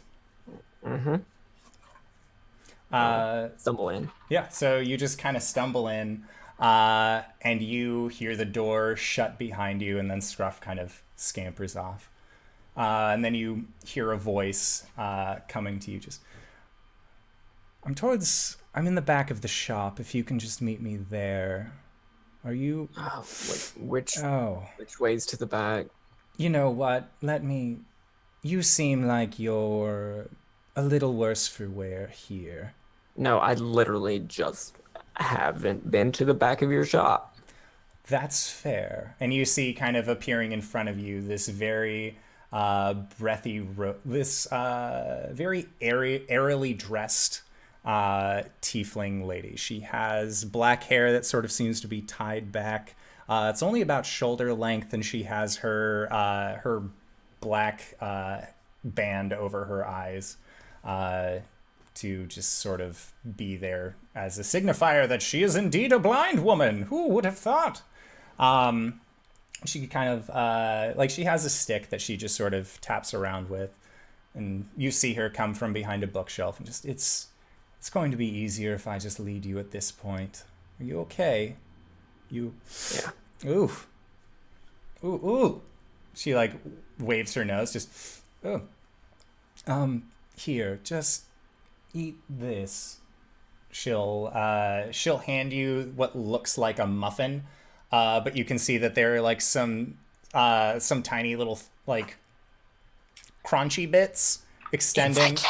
Yeah, you can roll an insight check. Disadvantage. Yep, because you are indeed kind of drunk. They were both 9s. Okay.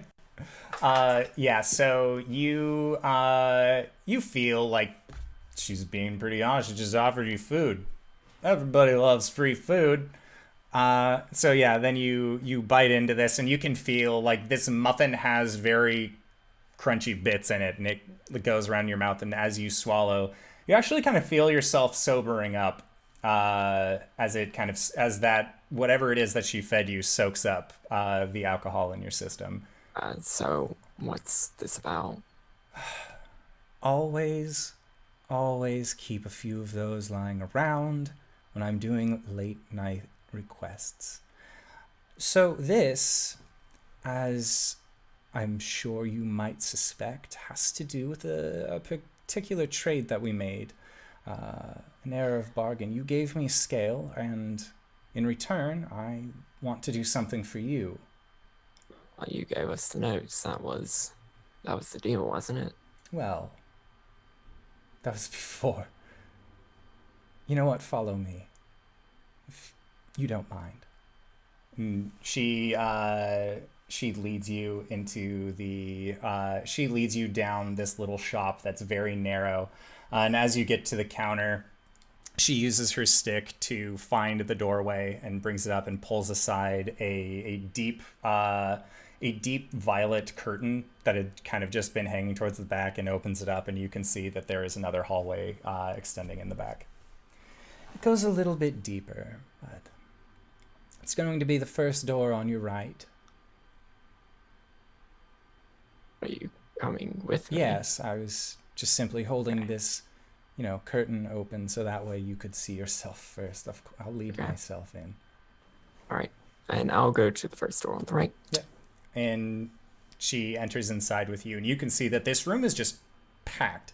It looks like there are chests that are overflowing, but it doesn't look like it is overflowing with like a surplus of wands or gold or gems. It looks like overflowing with scraps of cloth, or there's a jar that has a very shriveled hand inside of it. You can see that there is a jar full of eyeballs that's kind of sticking out from one of these treasure chests, and just all throughout you see various odds and ends just kind of poking around. On edge, but otherwise unfazed. So, do you know what this is? And she holds up a piece of cloth, and the cloth itself is violet, and it has a very regal kind of red along the outside, but it is just a shred of cloth. Have you ever seen anything like this before?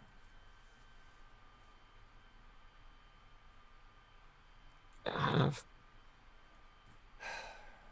That's what I kind of wanted to talk to you about. Is that she reaches into a small pouch at her side, and she pulls up this black scale that you recognize as your own. She smells it. It's the same as this piece of fabric. And the only time that I've ever smelt this is when there's dragon cultists around trying to bring about the heir of tyrants. So I'm more just curious about you. Why do you smell like tyrant cult?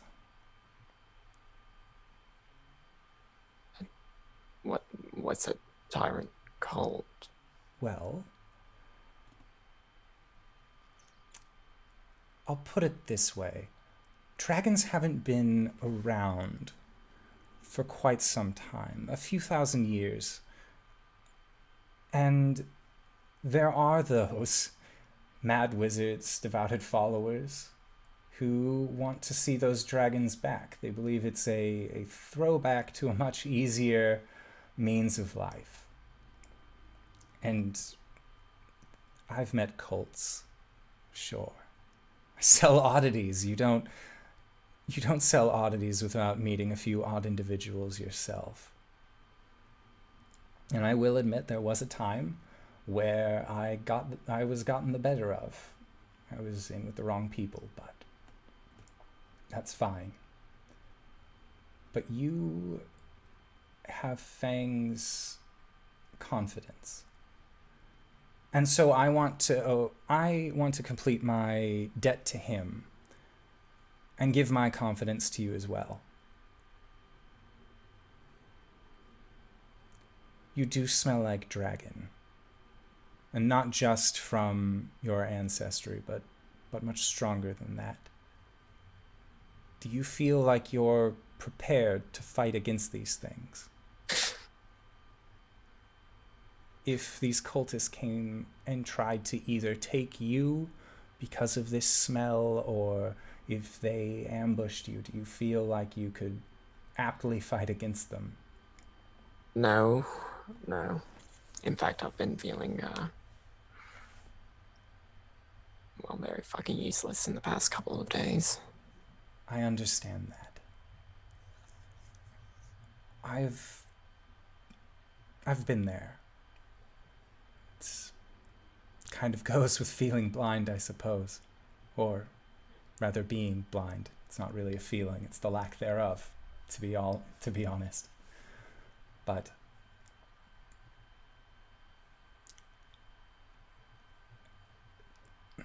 as you may have noticed, I do dabble in spells. I enjoy the obscure. Are you familiar with warlocks? A little bit.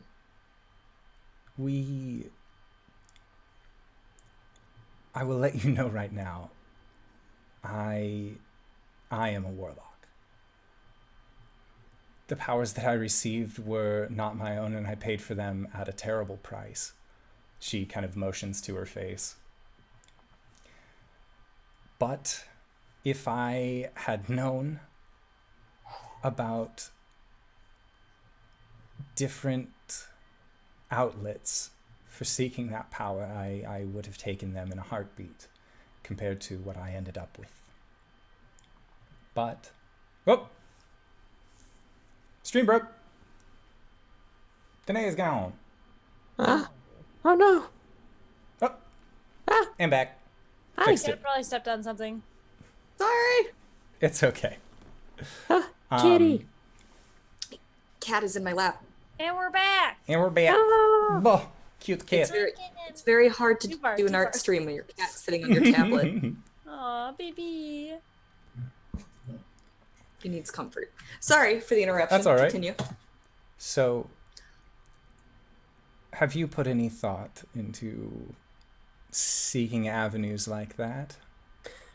Well, yeah, I have. One of my friends made a pact with an archfey, and she's been doing very well for herself, I assume.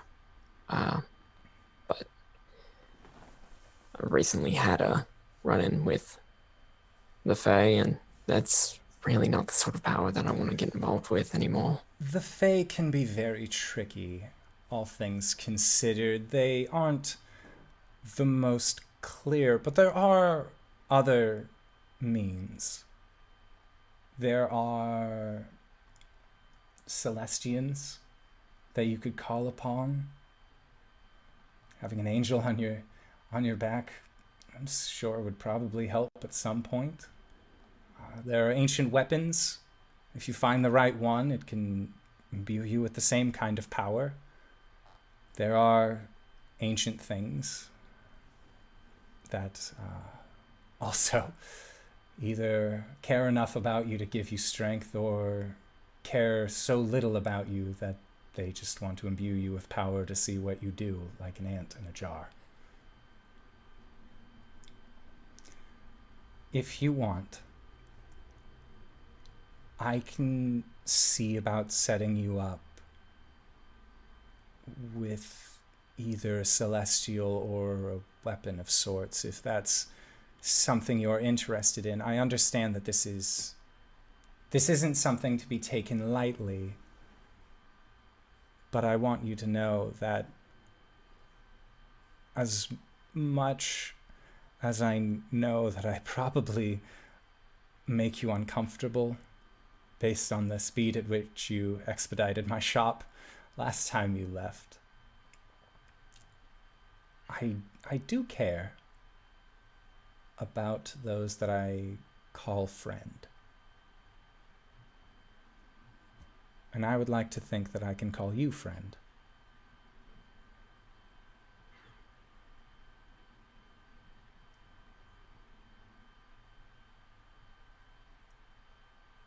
This conversation would have gone a lot better if I was still drunk.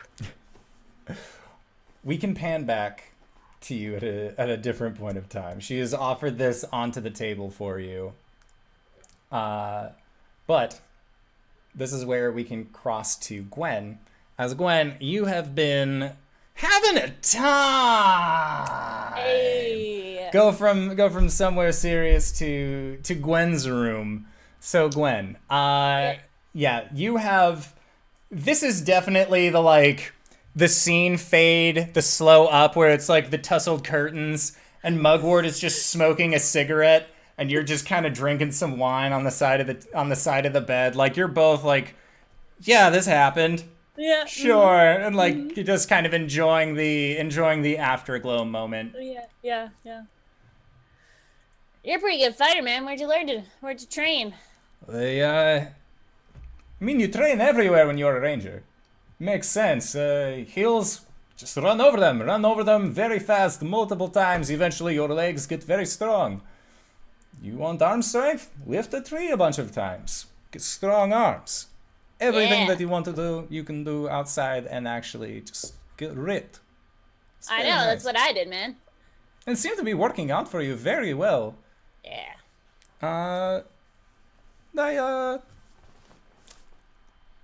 I think I've seen that kind of tattooing before. What is that exactly? It looks really cool. Oh, this? I reveal move my hair and show off my tattoo. Yeah, I got it from my tribe up north. I joined a clan of Goliaths. That's intense. Yeah, that is something that I would not do. Clearly, your heart is in a good place. My heart? No, that was all my head. No, they're pretty intense though. Like, there's it's a lot of structure in the sense of like normal towns have a mayor. Well, they have a chieftain, and if he's not doing a good job as a chieftain, somebody could come in and kick his ass and then take over. And then there's like tent mothers who kind of just tell you what to do. And there's chieftain, there's captains. And there's this chick who can show you the spirit world, which is pretty cool. That sounds very cool. Yeah. That sounds and if very you cool prove indeed. Yourself, you can get a tattoo. And I'm the first outsider who's ever gotten a tattoo of the Goliath spirits. Thank you. Well, I'm going to add this to my bucket list and immediately check it off. How about that? Be with only person who has ever been approved by Goliaths who is not Goliath but is instead quite small. Yes, check. Yeah, I mean, I'm only a foot smaller than you, but that's okay. It's alright. We make it work. Yeah, we did. Yeah, we did. Anyways, so where are you guys staying? We are staying at the Leaky Ore. Cool. If you want to go there sometime. Honestly, I would not. The only reason that we are sleeping there is because Fang gave you guys all the rooms. Yeah, my bad. I've been there before. I've stayed there. I actually worked there for 2 weeks, and then I got in too many fights, and they kicked me out. That's okay. They lost a good fighter that day. Yeah, that's what I said. Look, Caelum, he was traveling with you guys for a little while or a long while? Week and a half, 2 weeks. Okay. what's his deal? Is he just like this precious little dough that I have to like keep track of, or like is he like really hard under the surface, or like squishy all the way through? From my interactions with him, he's been very pleasant. Look, I know Been he's a nice nice, but Yeah, it seems to is he gonna be get? seems to be that way through the core. Not Is he gonna really. get killed if we go out in the wild? Oh, ill. I mean, you said that he took a spear to the chest? A trident. See, he's already proven he can survive in the wild. The first time you get a weapon through and through and then back again, that's how you know you've made it. Yeah. Yeah. He kind of like I mean, points to various scars on his Yeah. body. He's like crossbow bolt, arrow, short sword, dirk. Yeah. That one was my favorite. It's a good one. It's a good story. Good story that we already discussed about this dirk scar. Yes, it did. Yeah, that was a good one. No, when I proved myself, I didn't get stabbed per se. I did get the shit beat out of me by the chieftain, though. This seems pretty fair. Yeah. Oh yeah. But But I kept getting up, and he liked it. So. that's fair. Yeah. Seems like good fight. Oh yeah. Yeah. Now, if you're looking for a good fight, I know Farron already mentioned this downstairs. There's a tournament coming up this year. Doesn't I happen know. every year. Where is it? It is in the dwarf city to the north, Surtsellier. All right. How do you spell that?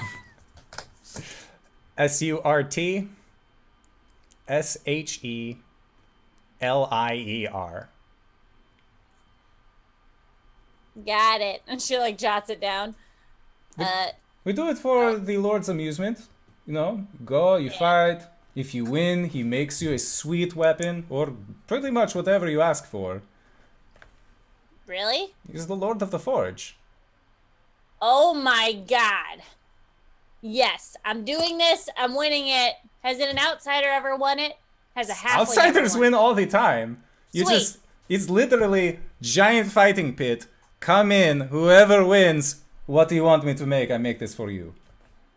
Dude, I am so down. And it's not made of just that cheap metal, cheap iron, steel. Get Yeah. out of here. No. This is made with the blades the Titans themselves use. He's the only one skilled enough to actually craft weapons with this metal. Oh my gods. I have been wanting an axe from there for years. This will be my Wow. 4th time going into it, but the first time with off constantly. So I have very good feeling about our chances this year. Well, you couldn't beat me, so You know, that's true, but I was fighting alone. My true strength is with my friends. I guess. Yeah, I mean, I'm figuring that out. It's kind of nice to have people behind you and not just like You bet it was. He kind of like winks at you. High five. Boom. Yeah, so I'm gonna go to bed. That's fine. I am going to go tell the boys about my great experience. Have a good night. All right, way to make it weird right at the end there, buddy. Don't worry. I won't tell Prescott. And then he takes all of his stuff and proudly struts out of the room. There is no walk of shame this evening. Awesome. Yeah. How late is it? It's probably around 11, midnight-ish. Like, you feel like you could sleep. Especially after a fist fight followed by a more playful style of fight. Yeah. Yeah. I am gonna go out and check just to see if people are in their rooms, because I'd be feeling motherly, I guess, since I'm the wine mom. The wine aunt. For sure. Mother hen checking on her chicks. Yeah, right. So, yeah, you go over and each of the doors are locked.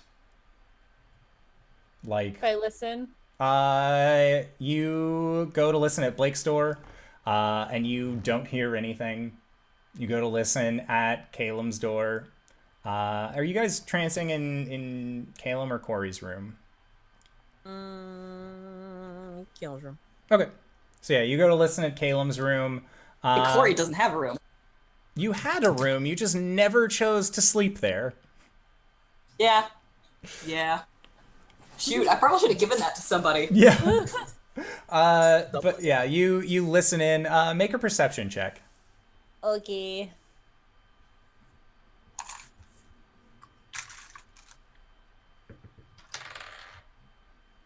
17.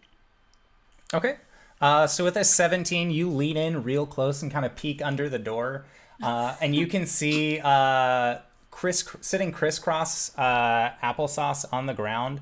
What look to be kind of facing each other. The legs of Caelum, who is sitting down, and then you can also see Cori's legs sitting facing him. And they aren't saying anything.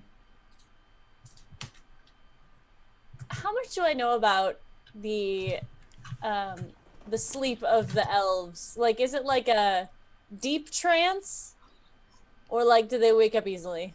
I mean, they can be woken up pretty easily. They're technically still awake right now. Oh. Like, they aren't asleep. They don't sleep when they trance, so they're pretty easy to wake up. So if I wanted to mess with them, it probably would be very difficult. I would allow this. Depends on what you want to do. I just want to, like, sneak in the room and then take their hands and put them in each other. So when they wake up, they're just holding hands. Okay. So that is where we will fade with yours, with what you want to do. Because I like where this is going.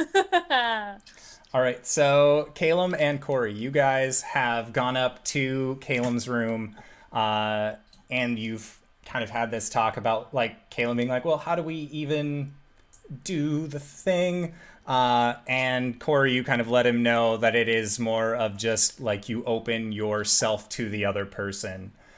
So when normally you would be kind of reaching out to that memory place, that this can then be kind of like these memories can be shared between the two, about what they're doing and what they're going through. So yeah, you guys sit down, take several deep breaths, and then you start looking at each other. And it's one of those things where, like, you kind of, like, there is, like, a little bit of just, like, this is really weird. Like, I've never noticed that his chin makes that kind of slope before. And Caelum, you're like, I've never noticed that scar on Cori's eye before. It's very light and kind of goes down the back. Probably one that was self-inflicted when she was running around with a sword as a kid. Valuable. And you guys just kind of have this very fresh, this very new feeling as the two of you start to enter into your trance. And Caelum, you've tranced before, and it's usually by moonlight. And here, sitting where you are, it is about a quarter moon at this point, kind of resting over you specifically. And then Cori, you're sitting there and you are paying attention to Caelum and how he goes about his trance as well, until eventually you guys feel the world fade around you. And it is just the two of you kind of standing on this plateau that Caelum, you have come to know, over a multitude of trances that you've been to. This is the place that you come to when you trance. And looking up, you can see a full moon in the sky. Looking directly below you, you can see that there is what looks to be a carved out map of the general location that you guys are in. And you can see that this etching starts with a small depiction of a temple, and then continues on in a long winding line to a small miniature etching of Shroudport. And it seems to be kind of tracking Caelum, like where Caelum has been on this map. And looking around, you can see that there are no clouds in the sky, and there's a gentle breeze kind of filling the air around you.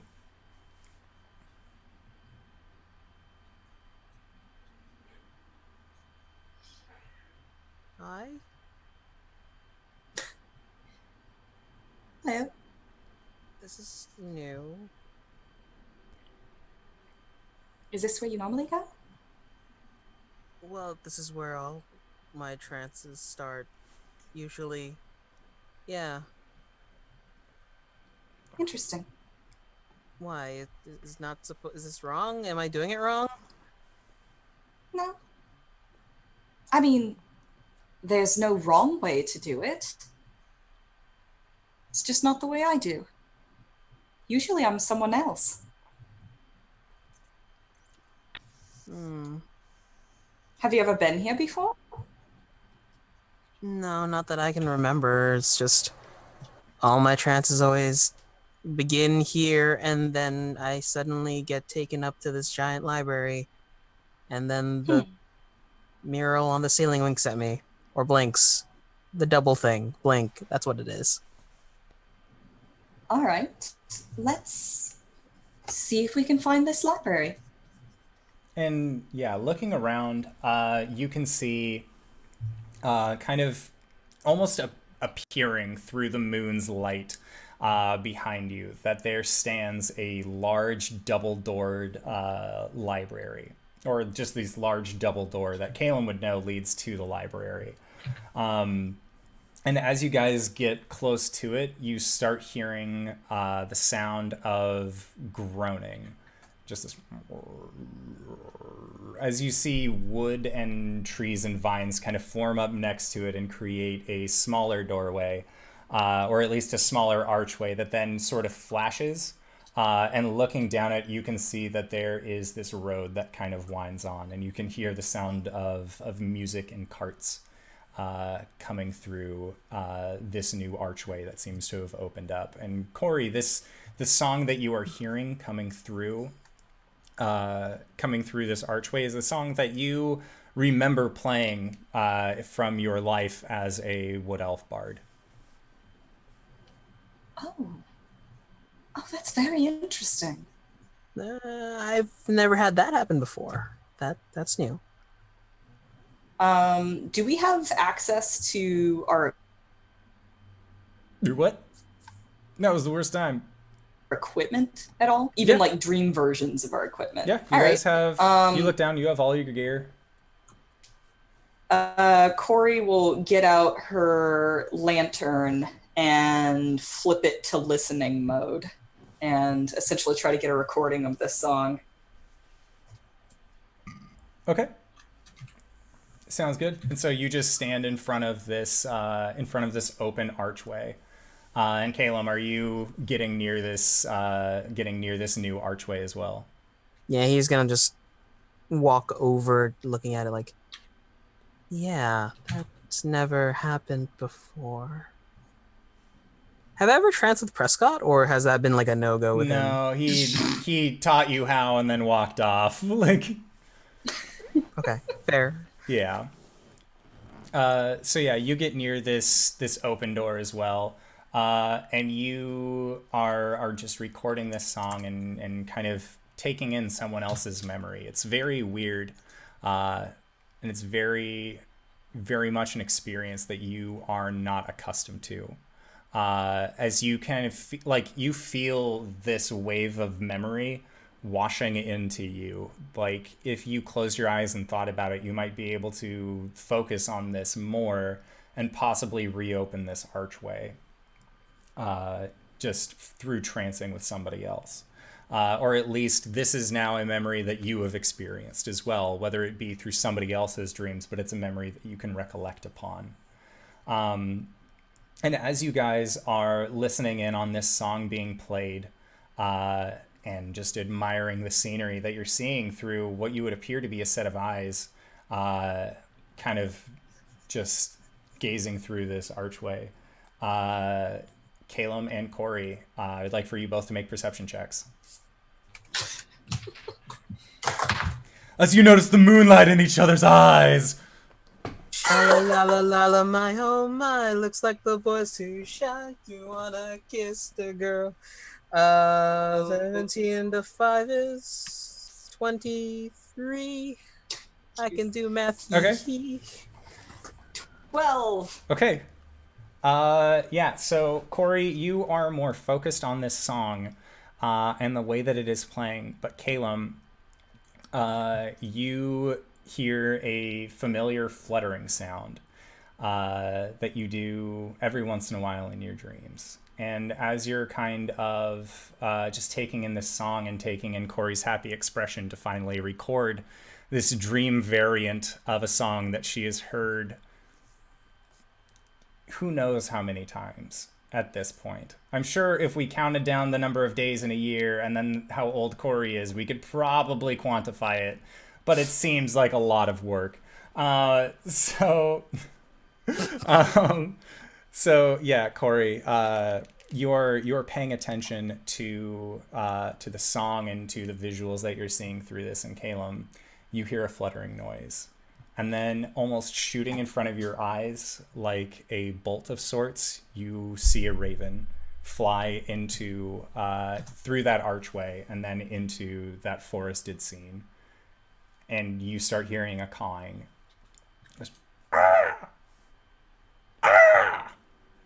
And as it does, you hear more fluttering and more fluttering. And now, Cori, you can hear it too, as more and more of these ravens just start flying between the two of you and going directly into this archway memory. And as they go in, the memory itself starts to lose color.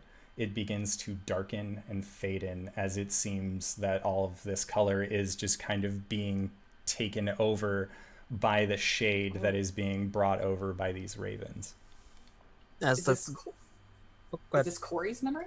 This is Cori's memory, but it seems like the ravens from that Caelum has seen in his dreams are flying into Cori's memory and just completely darkening. You can tell that. Dag. Okay.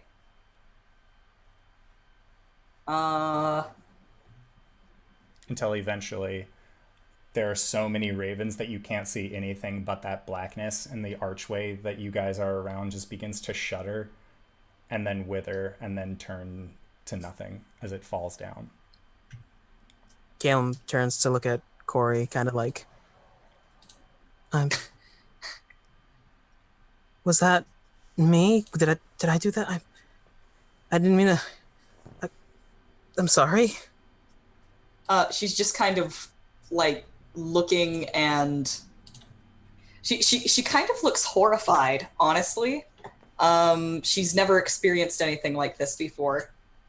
And she's going to like just kind of look at Caelum with like this open-mouthed jaw drop of horror. Can I try and like forcefully end the trance? Just like snap the connection? Yes, but this is when we're also going to cut back to Gwen. So Gwen, you are moving your hands out to try and grab Caelum's hands and grab Cori's hands and put them together so that way they're making hand holdies. And in between them, you start seeing a small bead of light. And that bead of light just starts kind of illuminating the room. And it happens very quickly, as a light source where there once was none now just kind of fills the room with light. And as it does, it starts to grow and grow and grow. And as it does, you hear a song. And you don't really know where this song is playing from, but you know that you've heard it before, although you, again, can't really place your fingers onto where. And as you go to reach out for these hands, the light again just continues expanding until it's about the size of a walnut. About this big. And then it begins to form over itself, and you can hear that what sounds like ice when you run water over it quickly, like that creaking and breaking noise. And in front of you, you see a small glass bead that is the size of that walnut that has what looks to be 3 different music notes inside of it, almost like a skilled glass blower has implanted these small bubbles into this glass bead. And it's just floating in between the two of them. Make a perception check. Okay.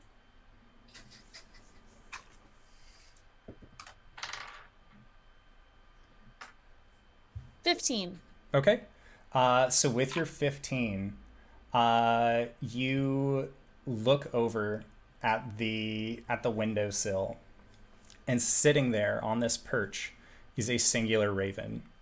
And the raven just seems to be watching this glowing bead that then turns into a glass ball and then falls onto the ground and just rests between the two of them. All of this brightness and all of this light immediately going out as this ball falls to the ground. And the raven flaps its wings, flies down, and grabs this ball, and then immediately flies back out the window. Can I try and grab it first? Make a sleight of hand check as you go to try and grab out of this bird. I trust you. Okay, that's a 14. All right.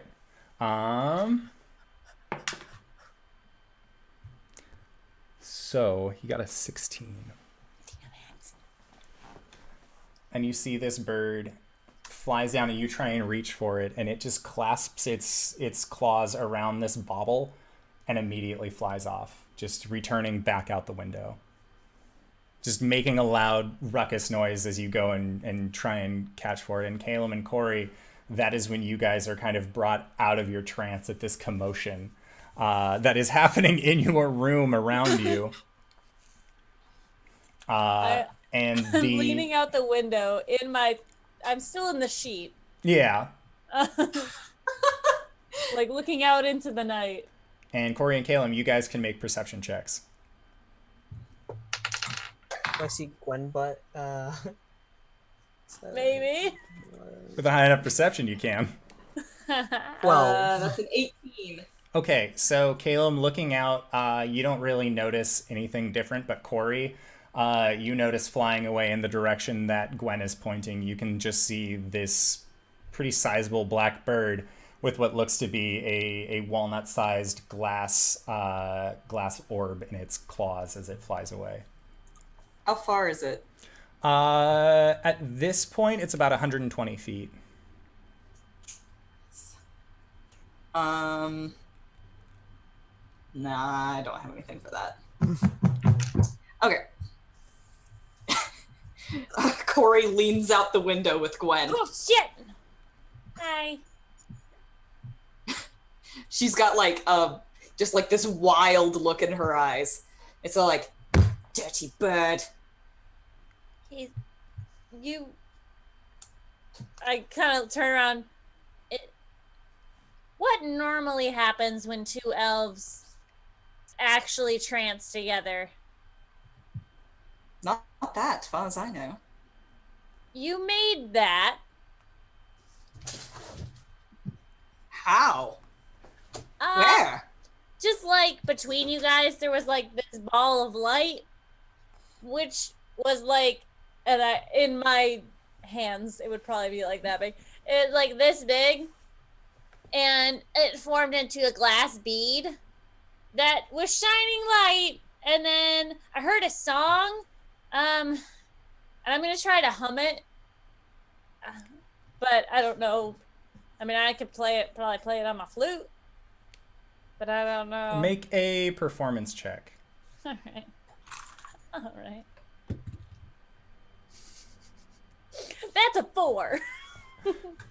It's one of those like, it went, dude. Oh, fuck me. Like, it's not coming. I can't sing. Maybe I'll play it. I'll try and remember it on the flute. But anyways, glass ball had 3 notes on it. Was it like on a scale or just? Yeah, it just looked like it was a small descending scale.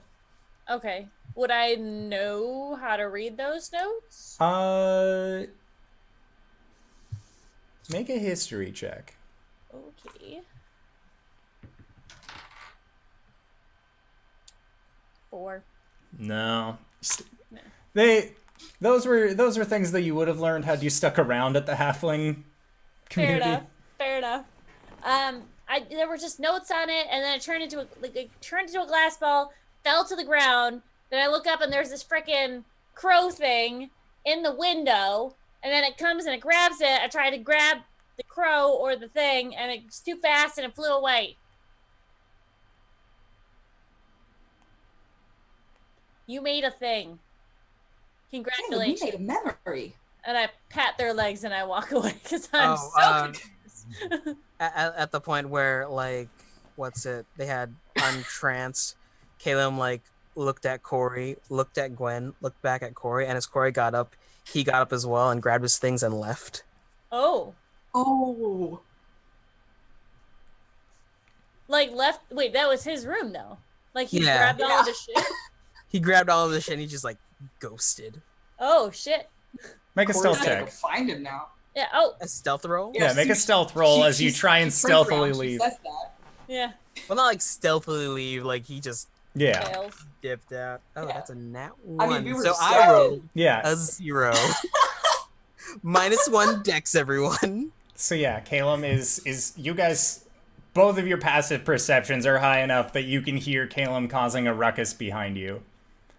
But that is where we are going to go from you three, back to Dragon Reaper. Suspense. Are you saying we're going back to black? Back to Blake? Back in black! All right, so Makoth has offered you a means of contacting a power greater than yourself in order to help with your friends, and she's given you the offer of a celestial, a positively aligned newfound archfey is willing, is currently accepting people for patronage, and she can do her best at trying to find maybe an old weapon lying around that's willing to make a deal. Is this gonna fuck me over? Is this gonna fuck them over? Well, I don't believe so. That's why I didn't initially offer you, well, any angry deceased gods or demons or any of these other more sordid types to be your companions. I understand that you're looking to really, to really get something out of this. And I want to make it worth your while as best I can.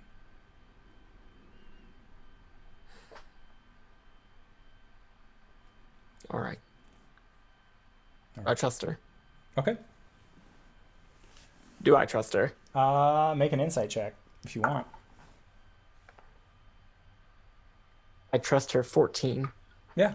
She seems to be telling the truth, that she just has your best interest in her heart. All right. Well, All right. I have some space downstairs. It's a little installation place where I like to do my work and rituals, so come this way. She leads you out of the door that you guys were in, and across the way, and you can see that there were 3 doors down this hallway.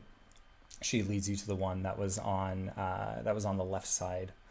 And she opens it up, and there's a stairwell that leads downstairs, and just after you. Unless right. you would prefer me to lead. No, I go down. All right. Making sure that she can also follow. Okay.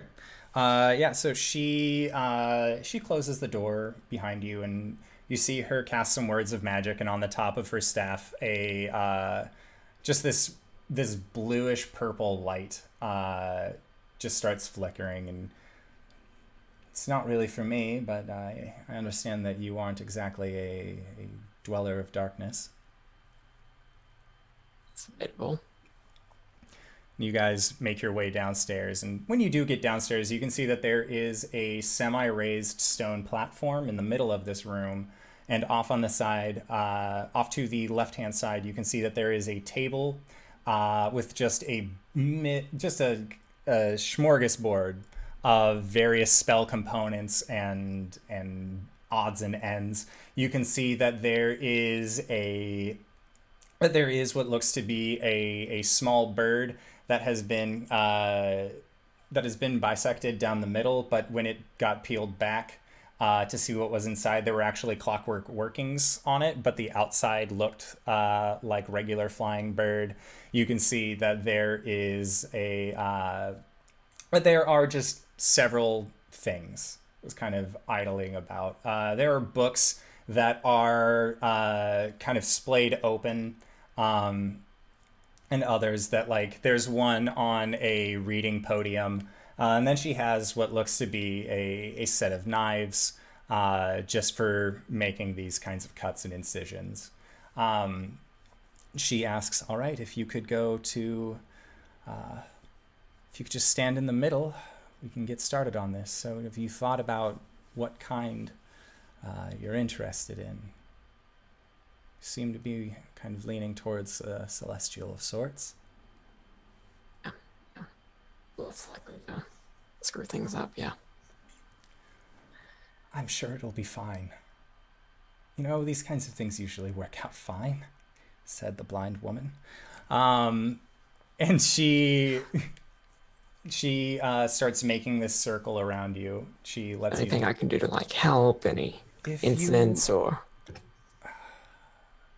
chalk or... sit, really.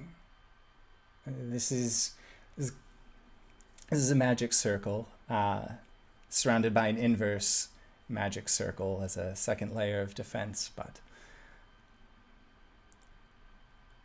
whatever you're going to see, whatever you're going to experience in there, that is going to be on you. I won't be able to help you if anything goes wrong. I don't believe that it would, but if anything does happen, this is between you and the thing you are contacting. So please be very careful with your words, as you are still in my store. But I have to talk to it. Sometimes. Other times it's really not so bad. Sometimes it's just a feeling. Not so good at the talking. Well, luckily most Celestials are talkers, so I'm sure that'll work out great. Right. And she continues just making these sets of magic circles. And after about 20 minutes of you just standing in the middle of these circles. All right, so I am going to need you to do one thing. She hands you a bowl. And looking inside of this bowl, you can see that it's full of, like, this very bright blue liquid that sort of just sloshes around in the cup. And if you take this, she hands you a very long white feather that looks like it has a little bit of gold tinted around the edges. And, well, how do we... You said that others in your order have opened themselves up to patrons before. Is there a special way that you would like to do this? I mean, there's usually a lot of body fluids and stuff, mostly blood. Oh, thank you so much, Open for Adventure. Everyone go check them out because they're great. You guys are great. Well, you simply need to cut your hand with the feather, put it into the bowl, and let's see where we go from here. You've got this.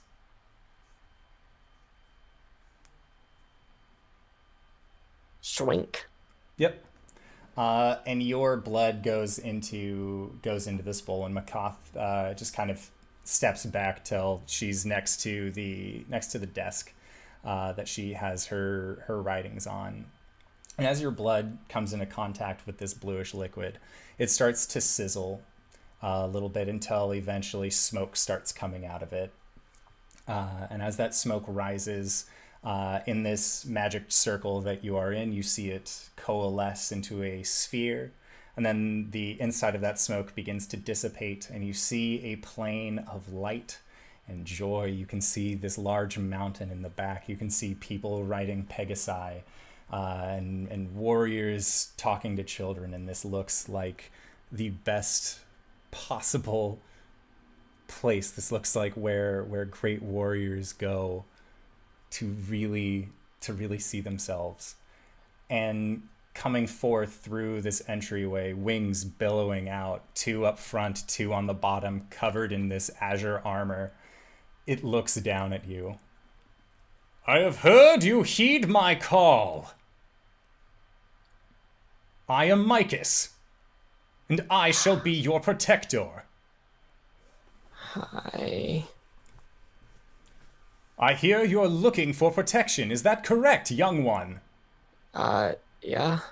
You have already signed your blood. Now, and he sticks out his hand towards you. Now complete the call. And as your hands are about to connect, you hear from behind you, pathetic. And you see this large claw shoot out of the darkness and pierce through the back of this angel and slam it down onto the ground. And you hear this as it gets ripped back into this darkness. And you hear what sounds like screaming, like what sounds like terror, that is quickly drowned out by the sounds of bones snapping, by the sounds of muscle getting torn apart, of metal just sort of getting crunched. After What all the fucking? Welcome to the stream! Cut to Gwen, cut to Gwen. Cut. After all I've done, this is how you repay me. After all the work your mother went through to bring us together, you still seek the strength of these morsels. Do I see who's talking? You do not see who is talking, but you hear this voice just booming in this chamber. And looking back, you can see that Makoth is just pressed up against the wall. Her eyebrows are up high, like she is very much not okay with what is happening right now, but this is your connection. And you see through this darkness what looks to be this bright reddish dripping that begins to outline sharp teeth that are all along this elongated snout, and you can see 2 glowing eyes, yellow glowing eyes peering back at you as you begin to hear liquid dripping and hitting against the floor. And as it hits, there's a slight sizzling as this viscera just sort of seems to drip from this invisible maw. Okay. I have felt your pitiful woes, been forced to endure your ceaseless struggles of self-worth. I would have simply let you succumb to wallowing in your own sorrows, but this... And and whatever it is just throws the remains of this archangel at your feet, and it's just half eaten. The lower part has just been rended from the top half of this angel. Its wings are crumpled and broken. Its arms are completely matted, and you can actually see a celestial bone jutting out of its arm as this thing no longer moves. This is a disgrace. You were to be my vessel and mine alone, but instead you open yourself to others in the hope that they will give you strength, that they will save you from what? Loneliness, ineptitude, loss? Your spirit burns with the elemental fires that raged when this sordid plane was birthed, and through your veins courses the rightful rulers of this land. Your heart perpetuates my legacy, and yet you look outward for strength. Yours is a power that does not come from taking the knee. Now stand before me, wormling. Rise. Embrace the legacy that runs red through your very scales. and bringing this head towards you, you see a face that looks like your own. Large, menacing, 2 horns curled from the side of the head, peering forward, large black maw, and eyes glowing yellow, just staring at you. And you quickly look back at Makoth, and Makoth is sitting on the ground, just knees up to her chest, hands on the ground, just like at one point, like going to grab the side cloths that cover her eyes. Makoth, can I walk away? Like I said when it started, you're in till it's done. No matter where you walk, no matter where you run, I am with you. We are the same. I see through your eyes.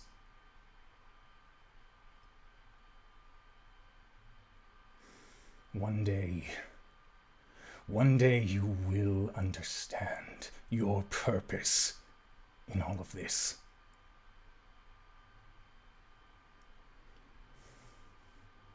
Do you accept?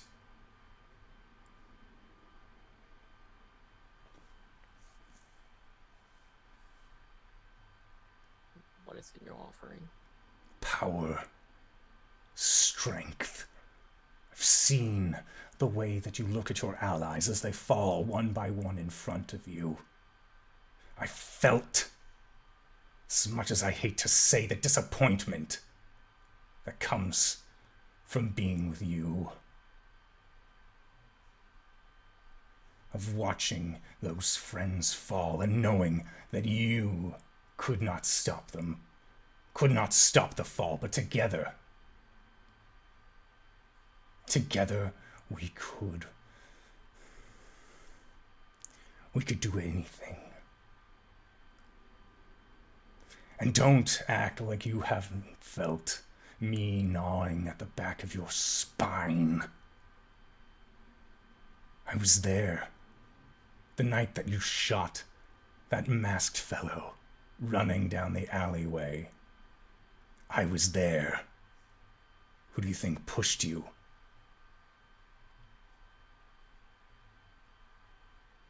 Who do you think made you who you are today? Your hunters? These new friends? None of that matters. You matter.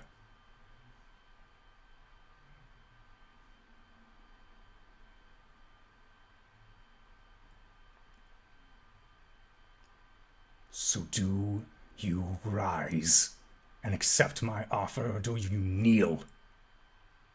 Continue seeking elsewhere.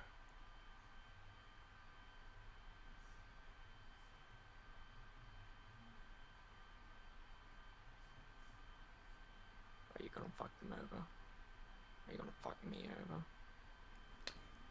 Dragons don't have lips, but you would assume this one is smiling. To fuck you over would be to fuck me over. And I'm always looking out for number one. What do you want?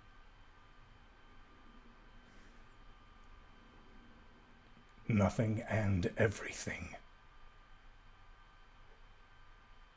I have needs, I have desires, I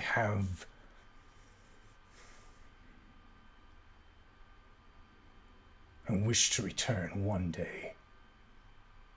Free ourselves from this binding we seem to have found ourselves in. But until then, I will give you my aid, as much as it pains me to do so.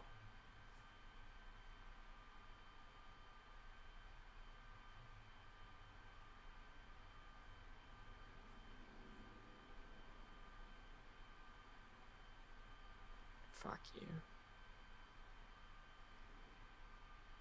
Fuck me indeed.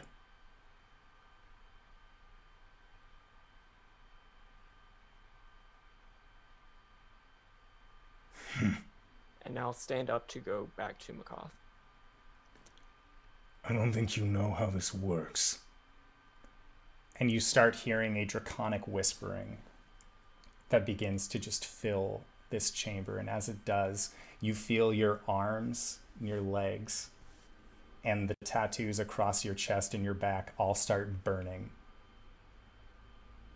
Turn around.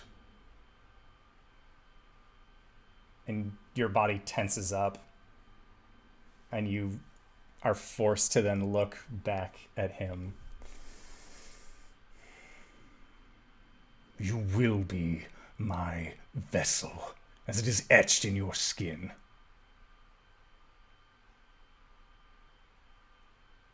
We shall also make you a king. And as it does, its claw reaches out and just its claws sink right into your chest, but you don't feel any pain from this.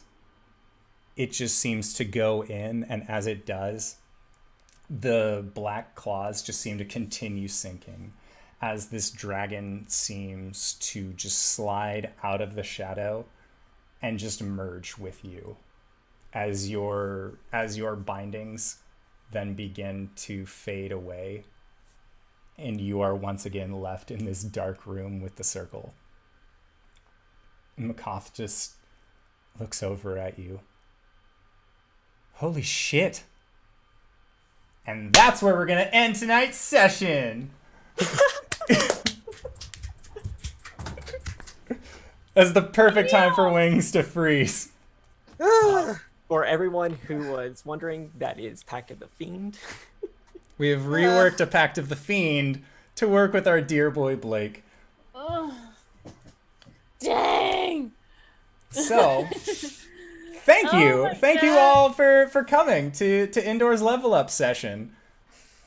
We don't just roll dice around here, folks. We feel with our emotions as much as it pains black dragons. Unbridled rage. Yes!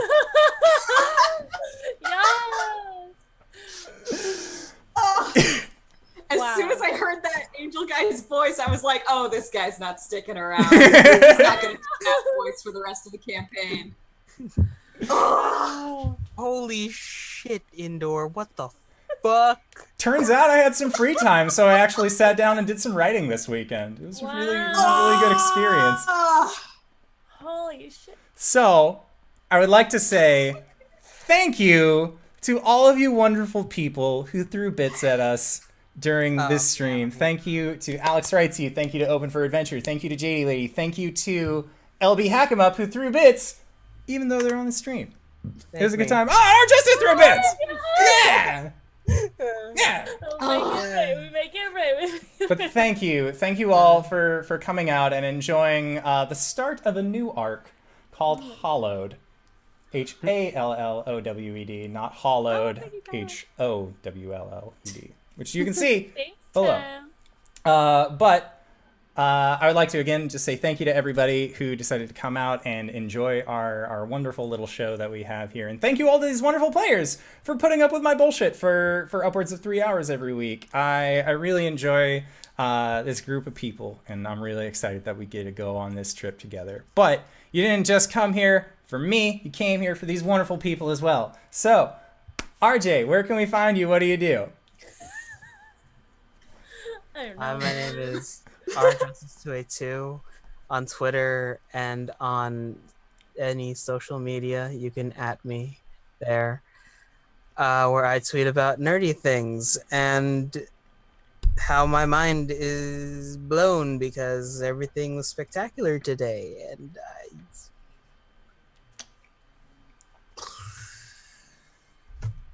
This is what I live for. This is good shit. This is the face of a man both defeated and in victory. And I don't know how to process these feelings, so I'm gonna go take a shower after the stream because I feel dirty. You just leave. Wash the feelings away. Sounds good. All right, so LB, where can we find you? What do you do? I'm LBHackEmUp. I'm gonna be on tomorrow night with Justice for another game. I think I'm gonna figure it out, and I'm gonna commit to streaming next week. Probably Fallout 4. I'll make a new character so that we can get ready for 76. We can play some 76 together. Yeah. That's good lore in Fallout. Ooh, Lots of good lore. Join me Lots on of this good lore. adventure. I'll tweet about it on the Twitter that I use all the time. All the time. Every day. It's definitely not just me spamming on Right. somebody else's account. I go on there, I just don't tweet, okay? Fair enough. All right, so Cyberwolf, where can we find you? What do you do? Hi. You can find me on Twitter at Cyberwolf1201, where I tweet about things, various Critical Role and D&D and shitpost related things. I also post whenever I'm doing stuff on my Twitch, which is also at Cyberwolf1201, where I mostly just play video games badly and talk about lore, because that's pretty fun. You can find me playing D&D here, where I'm back on my bullshit. You can also find me on Saturdays on Per Restutter's channel, where I am playing a warlock there who also has a Pact of the Dad. Dad Pact. Surprisingly, we made our dad pacts completely separately. We had no. I Yeah. don't know. I made Blake's before. No, I didn't. No, I didn't know that Isabella's was Pact of the Dad until after we had already gone over To be Blake's, but I fair, did make hers first. That stream has so many dads. It's- There's a lot of dads Cool. on that stream. Oh, can we kill this dad 8 times? You can also find me on YouTube, which I don't have a URL, so you can find it through my Twitch. And Kyle with an N, who's been very active in chat, and I do a podcast there. Let's talk about it. Which we have fun and get drunk and talk about stuff. So you should check that out. Open for Adventure is not a channel that I appear on regularly, but they are awesome, and I'm doing stuff with them behind the scenes, and you should definitely check them out. And I think that's it for my plugs. All right, Yeah, so I'm not sorry. never be sorry. Commit to the bit. So next up is Danae. Where can we find you? What do you do? You can find me at DanaeKeener.com. I do drawings of not things that are very traumatizing, but sometimes I do. And if you'd like to pay me to draw traumatizing things or not traumatizing things, you can find me there and commission me. We do a lot. It's where all of the art, the glorious art that you see on this channel come from, is Danae. It's like a 2.5 That's hour. where it comes from. It's like a 2.5 hour plug. It's great. Yeah. That's true. It's fair. And finally, if you guys are looking for some many more indoor adventure in your life, I do this Monday through Wednesday. Monday nights, we have our homebrew game. Tuesday nights, I do a Waterdeep Dragon Heist game with LBHackEmUp and RJustice, where our characters are not nearly as traumatized yet as the characters that we currently have now. So, you know, it's a really good thing to get in on when they still have all that hope in their eyes. It's a really good time. And on Wednesdays, if you are just looking to hang out, ask me general questions, and just get down to party and be best friends, I have my Never Wednesday Neverwinter stream, which is it's enjoyable. I learned how to use general chat last week, so I'm really hoping that things pick up. But yeah, that is what we do. That is our great show. And keep your eyes peeled, because if our subscribers may have noticed, our little worry stone is not actually our emote right now. I wonder why that could be. It's because we're getting a new one, and I feel like you all will find it to be a little bit more applicable and useful than that darn old worry stone. So keep your eyes peeled, and make sure to come back and hang out with us, because I like to think that we're pretty cool people. Oh, and if you want to support the show, you can find me at twitter.com/simpleandkeen, youtube.com/simpleandkeen, and then twitch_adventure. But we also have a Patreon. So if you are looking at joining into our Patreon chat, having me make musical dungeons for you every month, and when I mean musical dungeons, I'm not meaning a musical number dungeon, but if you give me a CD, I will listen to the CD. The community will vote on what CD I should then make a dungeon based off of. So if you want to foster the people dungeon, I'll do that. If you want a One Direction dungeon, I'll do it. I might not enjoy it very much, but I'll do it for you because you guys are great. So until next week, we will see you guys later. All right, everybody. Bye. Bye.